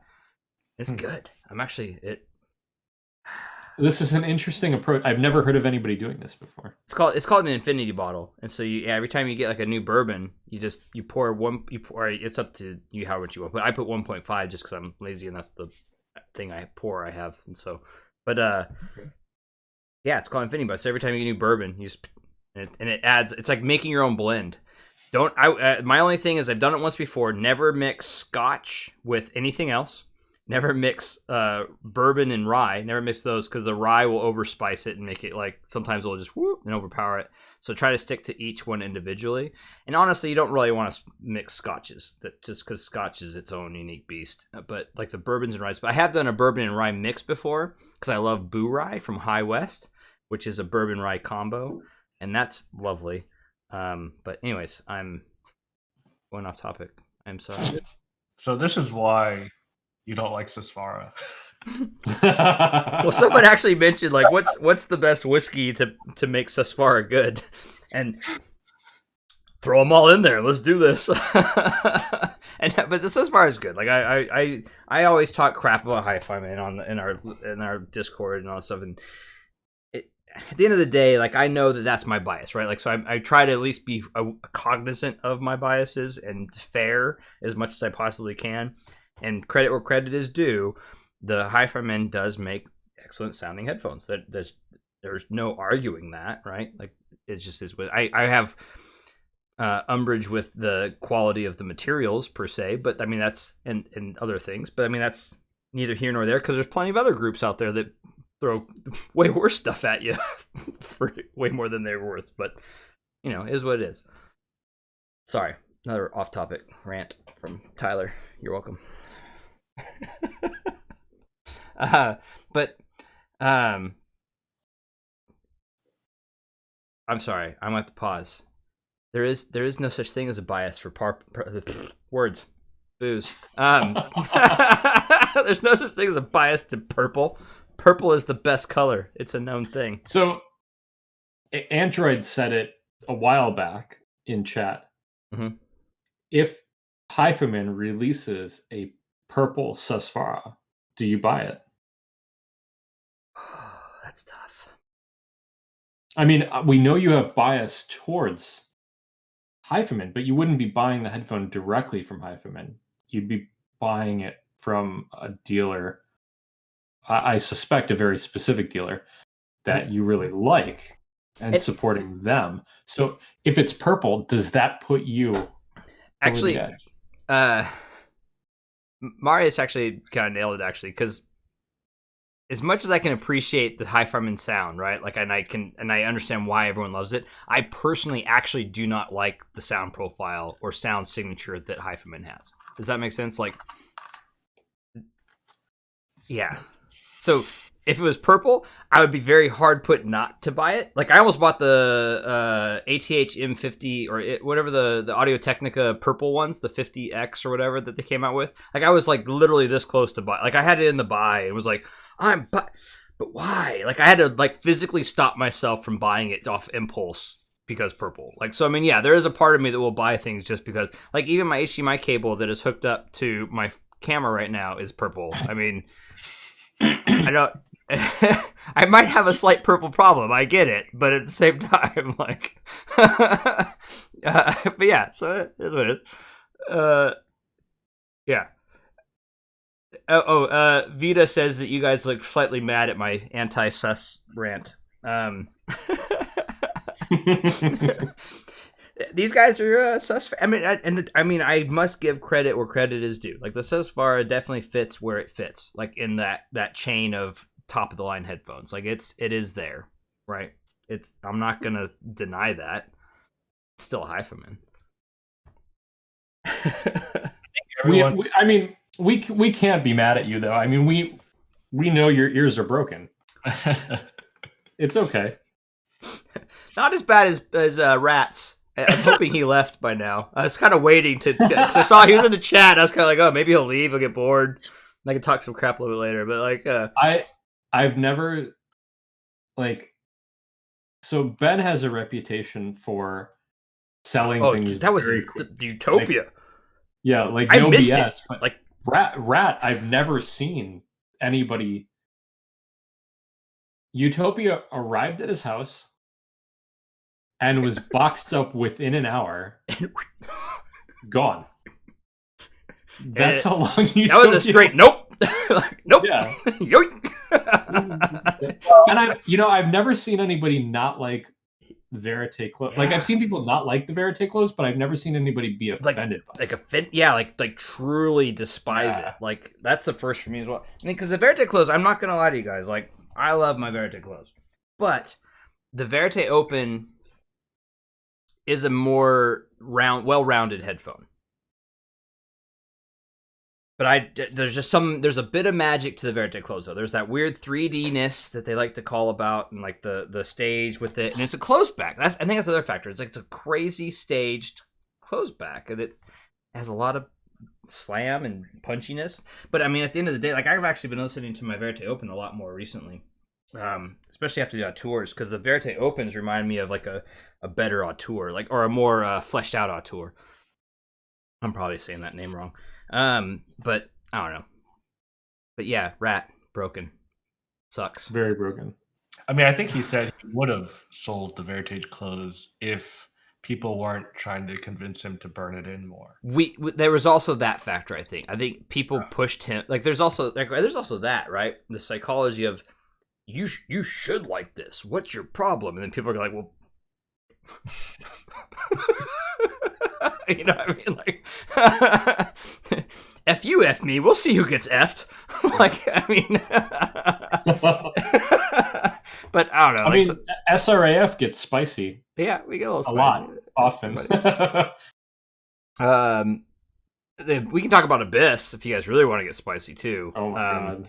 Someone brought that up. Bag. And then Taryn actually asks, what are your least favorite totals? So we'll start with, well, I guess we have to define totals, right? So I guess total top of the line for that specific headphone maker, right? So like you could say HD800 to be Sennheiser's top of the line. I guess you'd almost say HD820 though, because that's even the more recent, higher priced one, right? Would that be considered top of the line? I mean, for me, I think we could call it the company's top of the line or kind of cut out by price range. Like I feel like everybody kind of, it's just kind of an understood term, right? Yeah. I mean, you could just say like anything above $2,000. Mm-hmm. You basically capture all of them except for like Sennheiser and some other ones, but Rat says I'm not broken. I still love you, Rat. Don't get it twisted. I still love you. Big hug. I mean, but yeah, ears. I'm getting crayons ready for the Bully report. Says Bag. Let's see here. Rat, we've been vindicated. You messed up. You sold too soon. And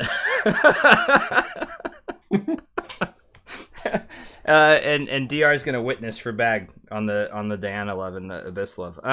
Top of the line totals. I'll kick it off. The worst ones, in my opinion, for the top of the line for headphone words they come out the mouth. I would say Mez Empyrean is probably my least favorite total. Ooh, starting off spicy. Yeah, I mean, at the end of the day, like that thing, it's a great headphone for what it is, but not at the price point that it is. I think honestly, DB nailed it. It's the king of mid-fi at the end of the day. You're paying for comfort and engineering and design of that thing. That's it. You're not really paying for the sound of it. You're paying for the comfort and the look of it. And it sounds good for. I'm not even gonna go there. We'll just skip that. We'll just call it that as it. I'm not gonna justify. I'm not gonna start pulling some shoot from the hips. Next up would probably be. Oh, you guys are gonna hate me for this, but I'm gonna probably say Susvara. Like honestly, and mostly that's the price range. It's mostly purely for the price. That's purely for the price because it is a fantastic headphone. And then after that, I would say Utopia. And then the next one on, like, I would say the best value. Like, so I'm kind of going from my least, like, favorite to my top favorite, I guess, if that makes sense. And so I would then put my top favorite is probably, like, for most bang for your buck and quality, top of the line, HD800. That's. I thought you were gonna say ZMF Verite.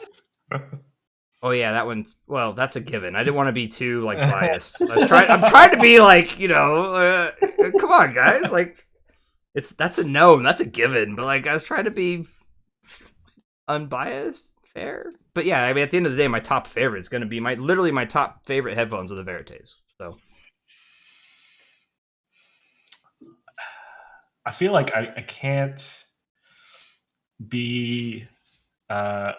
My list of top of the lines that I've tried just isn't as long. There are some top of the lines that I want to give it a chance, even though I feel like most people wouldn't. Like I haven't heard the Stax 009s or 007s.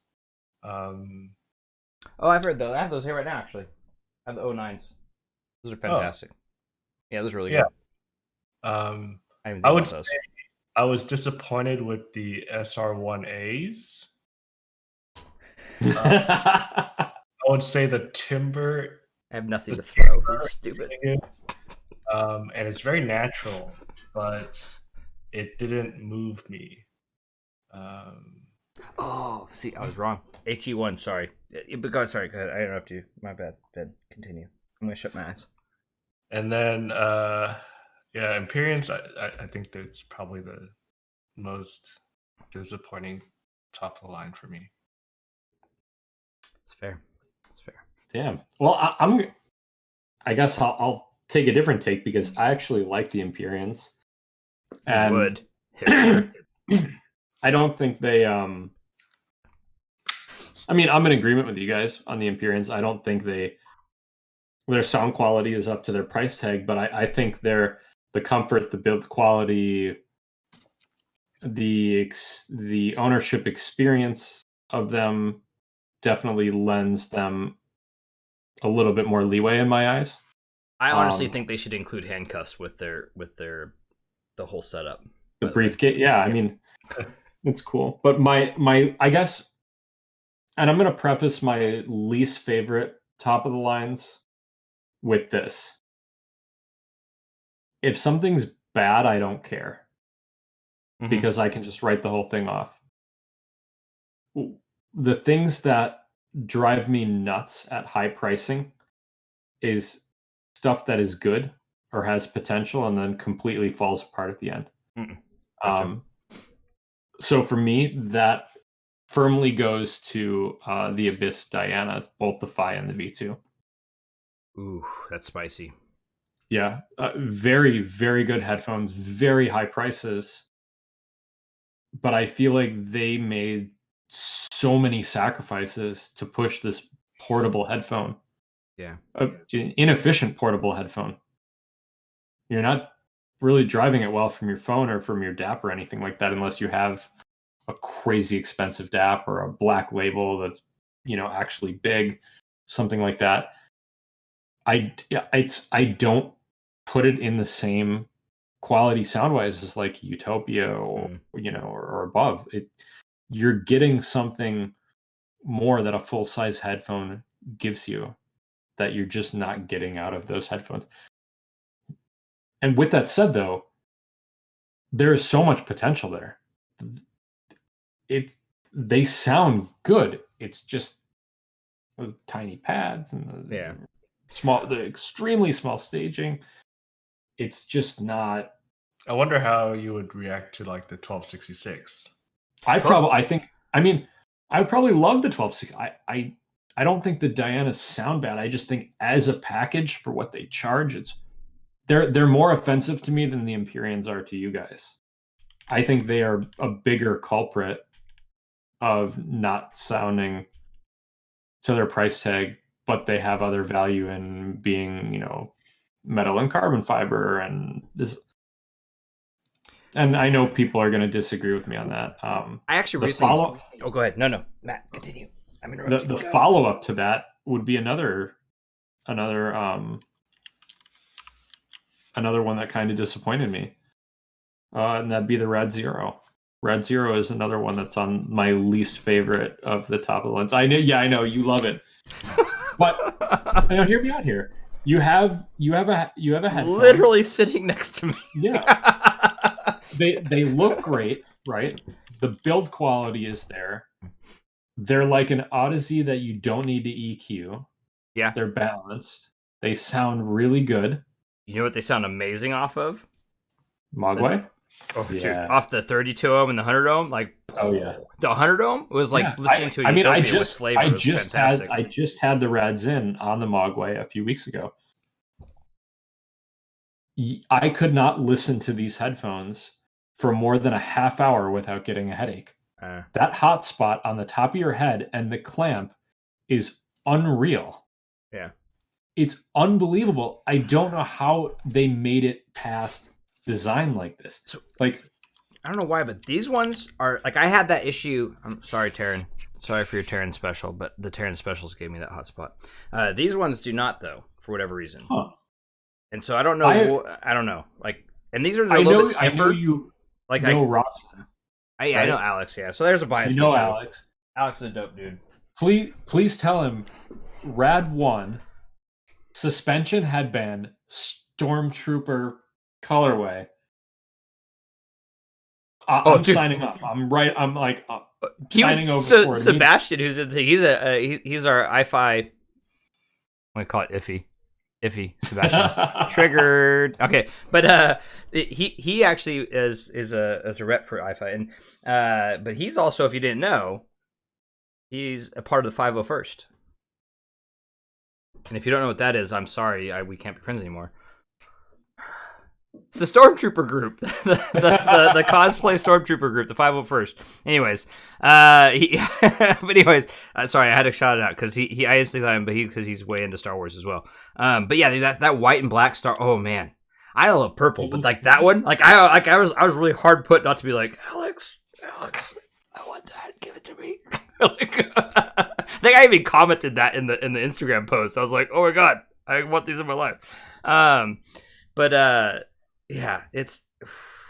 I agree. I can agree with that though. Like the rosins, some of them are not the most comfortable. These ones I have here on hand are very, very comfortable for me personally. But this is my fourth set of Rad Zeros as well that I've gone through and had on hand, and this is the most comfortable of the four. So I don't know what it is, but yeah. When I tried those, I felt like I could kind of maneuver them. Yeah, you've had these same ones.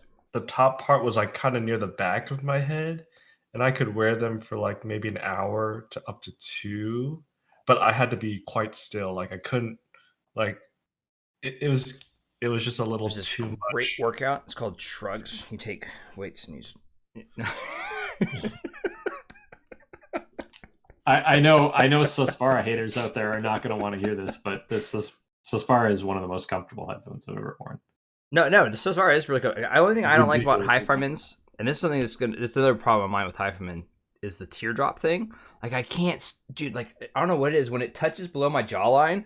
Like it drives me nuts, dude. Like I don't know what it is, but I'm like, like stop it. Stop. Like, why? Like, why does it have to go down to like? And not that they properly do, but even these are pretty low. You can kind of see, but like that the Arias, the Anandas, the Susvara, the HE1000s, they all kind of the Arias take it to a different level. Yeah, the Arias are definitely the Arias, the HE1 SE, the the Susvara is definitely is one of the most comfortable for sure. Yeah, Anandas are terrible.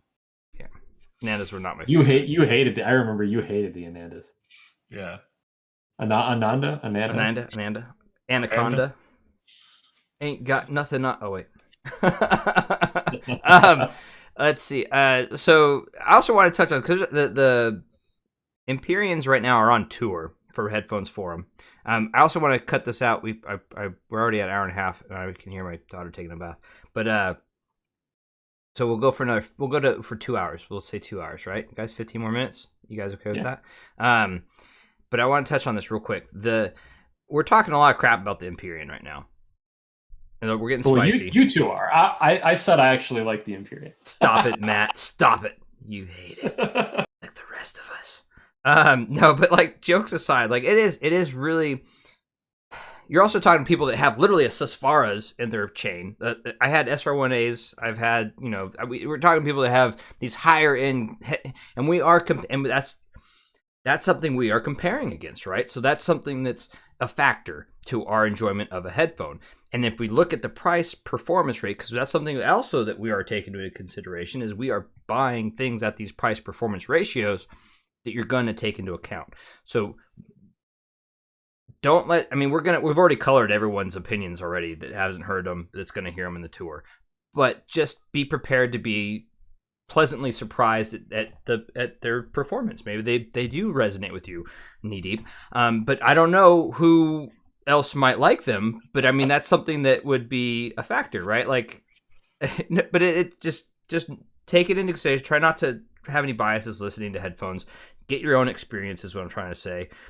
We all experienced these things. Our takes were this. Form your own opinion is what I guess at the end of the day, what I'm trying to say is like, get your experience in, learn what you like. And if it fits what you like, then who cares what anybody else says? But I mean, that's, at the end of the day, it's all about the experience of it, right? Like, and I think I applaud everyone who shared their experiences, like negative, positive. Like, I feel like hard. Especially in times now, right? Like in times now, it's hard to get a demo. Mm-hmm. A lot of people they're furiously researching. They're searching all the forums because they may be in a position, brand or otherwise, location wise, where they're considering a blind purchase. Not everybody gets a demo. And I feel like we'd all be a lot more disappointed if the only voices that stood out were positive reviews, because then everything would appear amazing.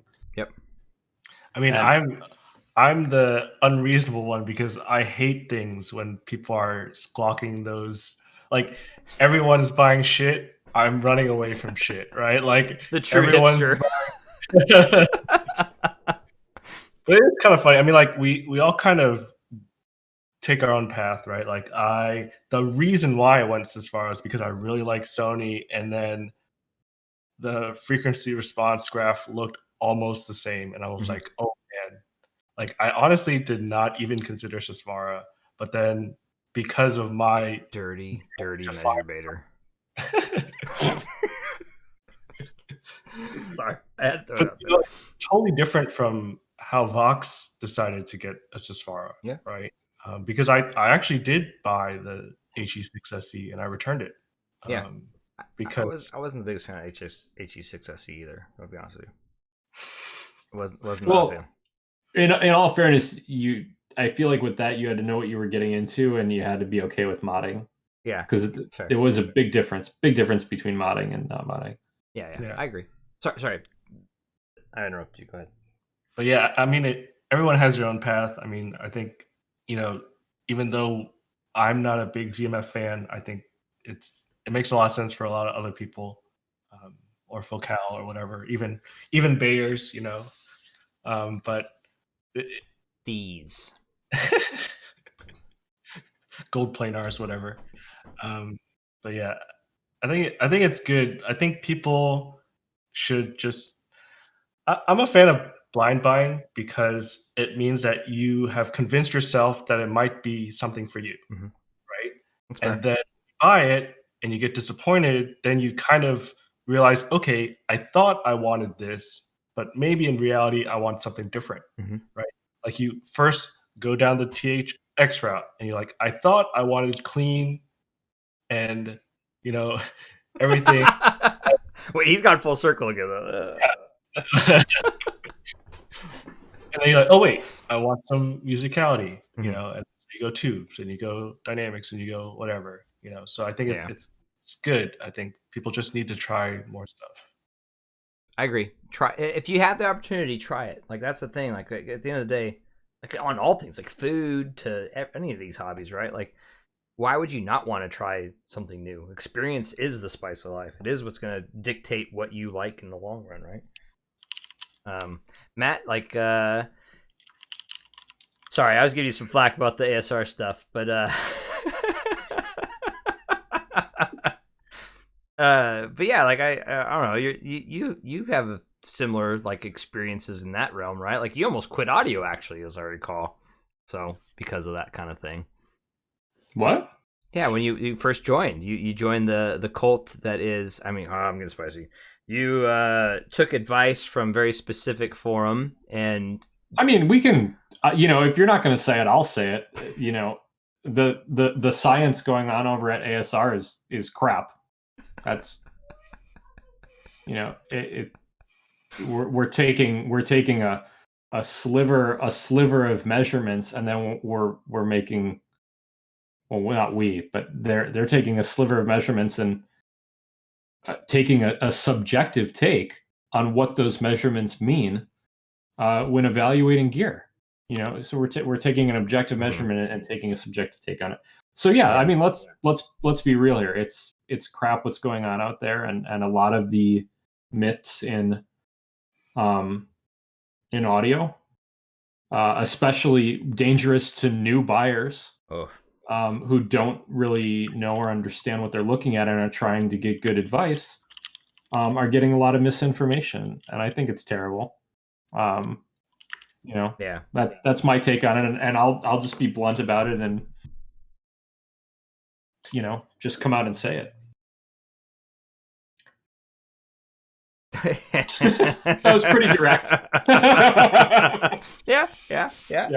I mean, it is what it is. I mean, I'm in a similar thought mindset. Like I don't like when, for me personally, I don't like when people will like crap on something they never heard, for instance, because of gospel or a mindset that's pushed, or I don't know. That to me is bad. Like that's always, no matter what you're in. Like I don't care if it's audio, if it's keyboards, if it's video games, if it's whatever. Like anytime that you haven't formed your own opinion and you're letting a top bias dictate your opinions, that's how racism happens. Let's be real. Like that's how bad biases happen, when you let others dictate your feelings on a thing. Don't do that. Just don't. Like stop. We need to have people doing, like, people who have the equipment need to be doing the measurements. It's important that we have those. I agree. It's just, we need to talk about them realistically. Like a lot of these measurements that are taken are measurements that amp builders and DAC builders are going to take in-house. Yeah. Anyway, to verify things. And we can take a look at these on the extremes and make sure that the things we're using or considering buying aren't broken. When we're talking about decibels and the logarithmic scale that they're on, you can't look at an amp that has a noise floor of minus 120 and minus 140 and go, the one that's 140 sounds better. That's not how it works. You can't. It doesn't sound better. It doesn't. There's no sound. Yeah, there's no sound. There's just so much that goes into it. Like, do you have a ceiling fan in your listening room? Yeah. Well, I don't play people have that. Like where it would actually, the wind would actually beat on the. Yeah, like we're talking about noises that Yeah, I don't want to get into it in depth, but when what DB was saying before, or maybe you were saying it before, when I first got into the headphone side of things, because I've always been on the speaker side of things, but more distanced a little bit. Mm-hmm. When I got into headphones, a science side appeals to me. That's what I do for a living. So I naturally gravitated that way. And until you start digging, it's very easy to fall for. It's a very good message. Tons of snake oil out there. You're being fooled by everyone. Vendors are evil. The big audio companies want to steal your money. You don't need anything. This $100 thing, this $50 thing, this gives you the best performance. And anybody who tells you otherwise hasn't done double blind testing, and you can't, there's no difference. There's no audible difference. You'll never be able to tell, but you'll be able to tell in these specific categories. But then you go and you buy all this stuff, and then you go, if you had any, I mentioned I was into speakers before, if you have any sort of background in audio, you go, well, this doesn't sound good. Mm-hmm. And then there's a vicious loop of, oh, well, your music is just bad. You're just listening to bad music because how you're hearing it is how it's supposed to sound. The way you were hearing it before, the way you liked it, had all this other crap in it, and you didn't, you weren't hearing it for what it really was, but now you're hearing it how it is supposed to be heard, and you don't like it. So you need to go get better music. That was the narrative that I was given. Your music sucks. That's your problem. Yeah, it was just it ended up where I had all this new gear, and I was just unhappy. And the only thing that I was told was I bought all the correct gear, but my ears and my music suck. It was just not a good experience. It really wasn't a good experience. And until I kind of distanced myself from that and said, you know what, maybe I need to evaluate and dig a little deeper, that I started actually enjoying audio. It was not a place to enjoy audio, unfortunately. Yeah, I don't have to lie to you guys. I lucked out by when I first was really starting to dive into it. I was in the Reddit realm, and I went down the classic, listening to these, and then luckily I ran into a couple guys on the Reddit forum that were chill, and they directed me to headphones forum when it first started up, and so I was one of the first group of people in that forum, and that was like having that grassroots, like ground up, like people that were actually really enjoying the music, really loving their stuff. Like that helps, right? Like actually having passionate people that weren't out to be dicks and try to like whatever. There was zero snake oil at the time. There was just a lot of passionate people at a grassroots level, right? That's a small dead, kind of like SRAF, right? Like you know that if someone comes up with some snake oil in there, they're gonna get flamed pretty hard, right? Like same kind of concept, right? So you just have this group of people that is gonna not try to hurt you, I guess, at the end of the day, right? There's no ulterior motives, I guess, is what you could say.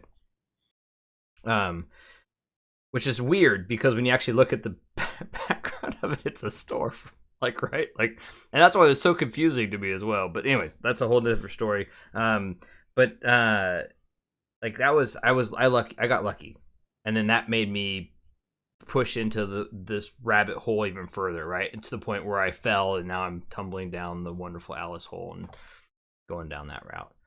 But yeah, I don't know. Yeah, I never got into that just because when I first started with headphones, I was like in high school, and HiFi was really the only thing there. And people would post like frequency response graphs, but I was like, oh, I just want to try different things, see what people are saying.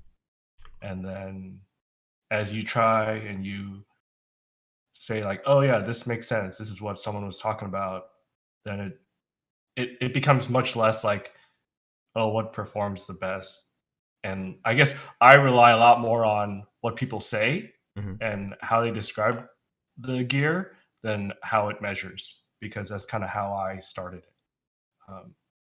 I'm sure there's plenty of crappy gear that I had tried, but I didn't really know like why it was crappy. People had said it was decent, and I really only had like $100 to $150 to spend anyways in high school, so is gonna be crappy, But it's still probably a way above what your consumer grade was at that point. Yeah, of course, yeah. But I really think it's just like, and going back to your point before, like people have these biases, and like I was talking with some people, and they're like, anything HiFi is terrible, and I think we kind of crap on it a little bit, but you think about it, like a lot of the good stuff actually comes out of China, right? Like, yeah, really good stuff. We think, Holo Audio, all that stuff is from China. It was my top pick. Yeah, it's currently the hottest DAC out there, mm-hmm. right? Everyone wants to get their hands on them. So like it's kind of ridiculous to just say like, oh, this is terrible because it is from China, or it's ridiculous. British Fi is terrible, or whatever. Like it's. I can't believe some people do say that, but yeah, it's insane. Here's the other thing too. Like when you actually think about this, and this is what's really hard for some of these things, is like a lot of this stuff. When you actually get to know the people behind a lot of these products, they're actually really small companies, and they're very passionate. You can even say that about the whiskey community. You can say that about the keyboard community. It's small, and they're passionate, and they're building what they think is the best thing they can build, right? Like it's real. And so it's really tough to kind of say, oh, that sucks, right? Like on some levels, but at the same time, I'm sorry, but not everybody's LeBron James, and not everybody's Michael Jordan. Like not everybody. You know what I mean? Like it is what it is. But at the same time, sorry, I went on a different track. But like what I'm trying to say is, I agree with you, Ben. Like it's so ridiculous to hold a bias like it's something when those people are actually probably very passionate and are producing things that are fantastic. You just haven't given them the opportunity to wow you. Yeah, and side note out there, join the keyboard community. Yes. Please consider keyboards. Links below. Actually, the links are below. So if you want to know more about what these guys do, links are below for both of their stuff. In fact, I'm using. Oh my god, it's so heavy. Oh my god, I'm using Drift's keyboard right now because somebody doesn't want to send me to an invoice for a different one, but that's okay.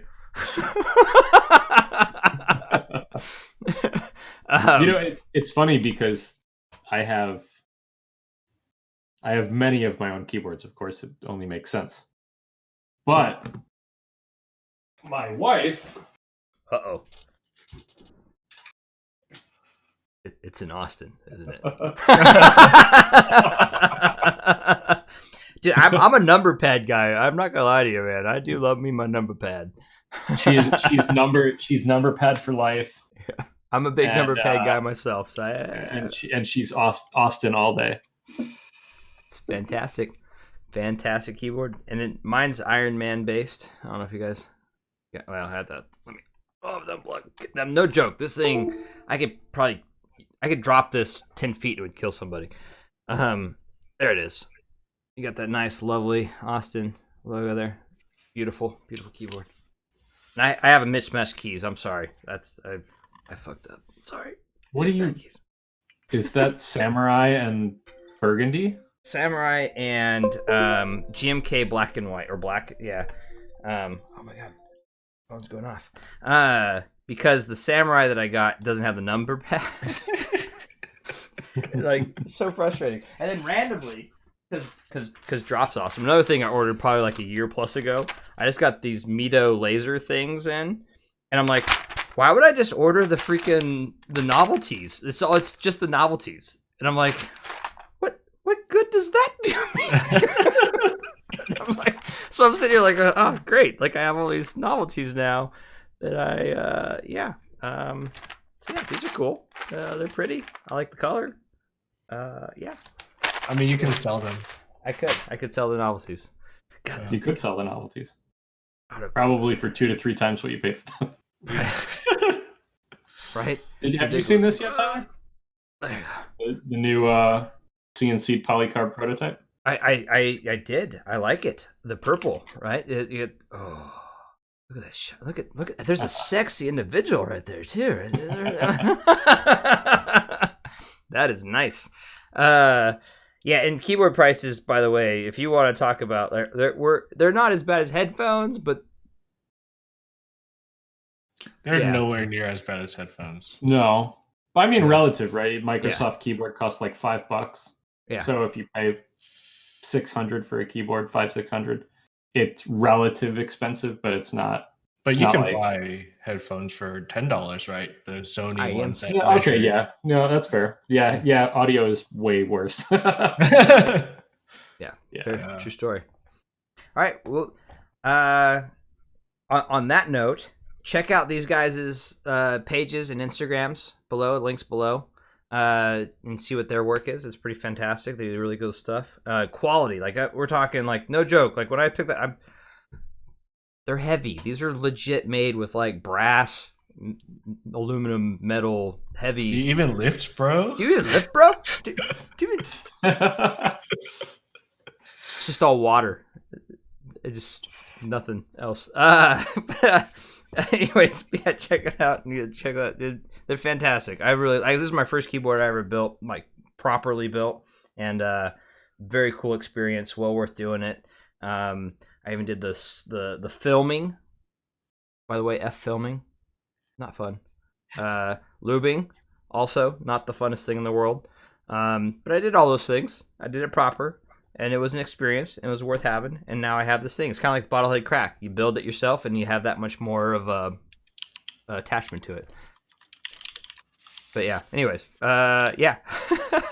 On that note, anything left for you guys you want to say before my wife murders me in my sleep now because 2 hours? And then silence. Guilty. I like it. I like this guilt you guys are showing for my life. Anything? Ben? Last comments? Is Charon still in the chat? He might be. The demo as well. I need the demo. I don't know if I can trust Vox after he said that the Empyreans are good.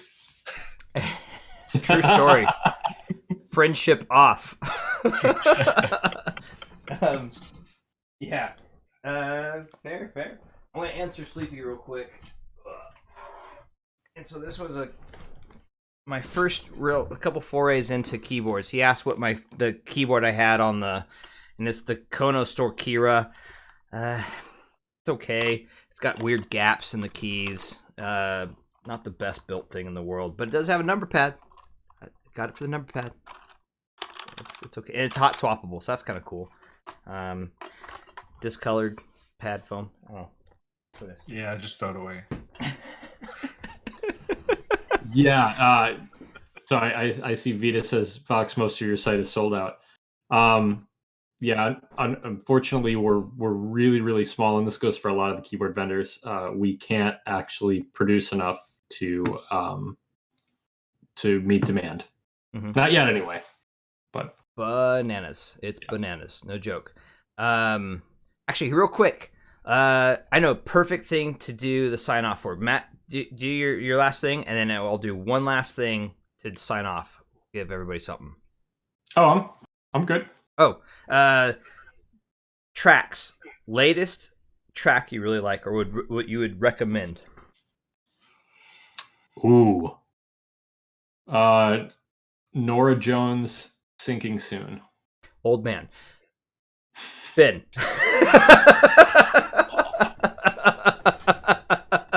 Sorry, I should be I've been really digging the First Take series on YouTube, and they have it on Qobuz now. And basically, it's just like really good Japanese artists.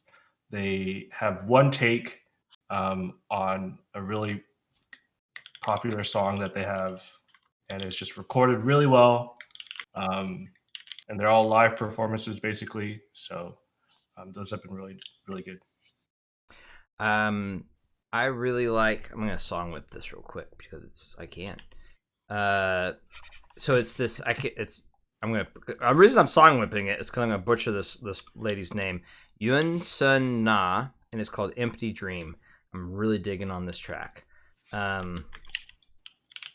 It's So I'm gonna interview. Oh, perfect! I already had it song whipped ready. Oh, ready to rock. So, this just shows you how much I've shared this and created song whips for this. Because I've been sharing this a lot. But that's it. The link I just posted in the chat. I really like this track for whatever reason. She has a really lovely voice. And then about 2 minutes in, like it changes. About 2 minutes in, like there's also trumpets show up. Or I think it's trumpets. Whoa! Spoiler alert. Oh, sorry about that. But yeah, you have to listen past 2 minutes though, because it really it's a not that it's a massive change, but there is like all of a sudden like there's a change in like tempo and stuff. But yeah, it's really good. That's one that I really have been digging on. Yeah. So I think on that note, it's past everybody's bedtime. I know it's late, and we're literally in every time zone, I think. So Matt, get some sleep, and Ben, you as well. And thank you everyone for joining and hanging out with us and chatting with us. Hopefully we didn't get too spicy or too offensive or whatever it is that we do. It is what it is. Spice of life. Thanks, everyone. All right, I'm gonna hit the end stream. Thank you everyone for hanging out, and we'll chat the next time. And also thank you gentlemen for jumping in with me, and this was fantastic. It was fun, and we'll have to do it again soon. So I'm gonna hit the end stream and hit it for the second time, and everyone have a great evening. And we are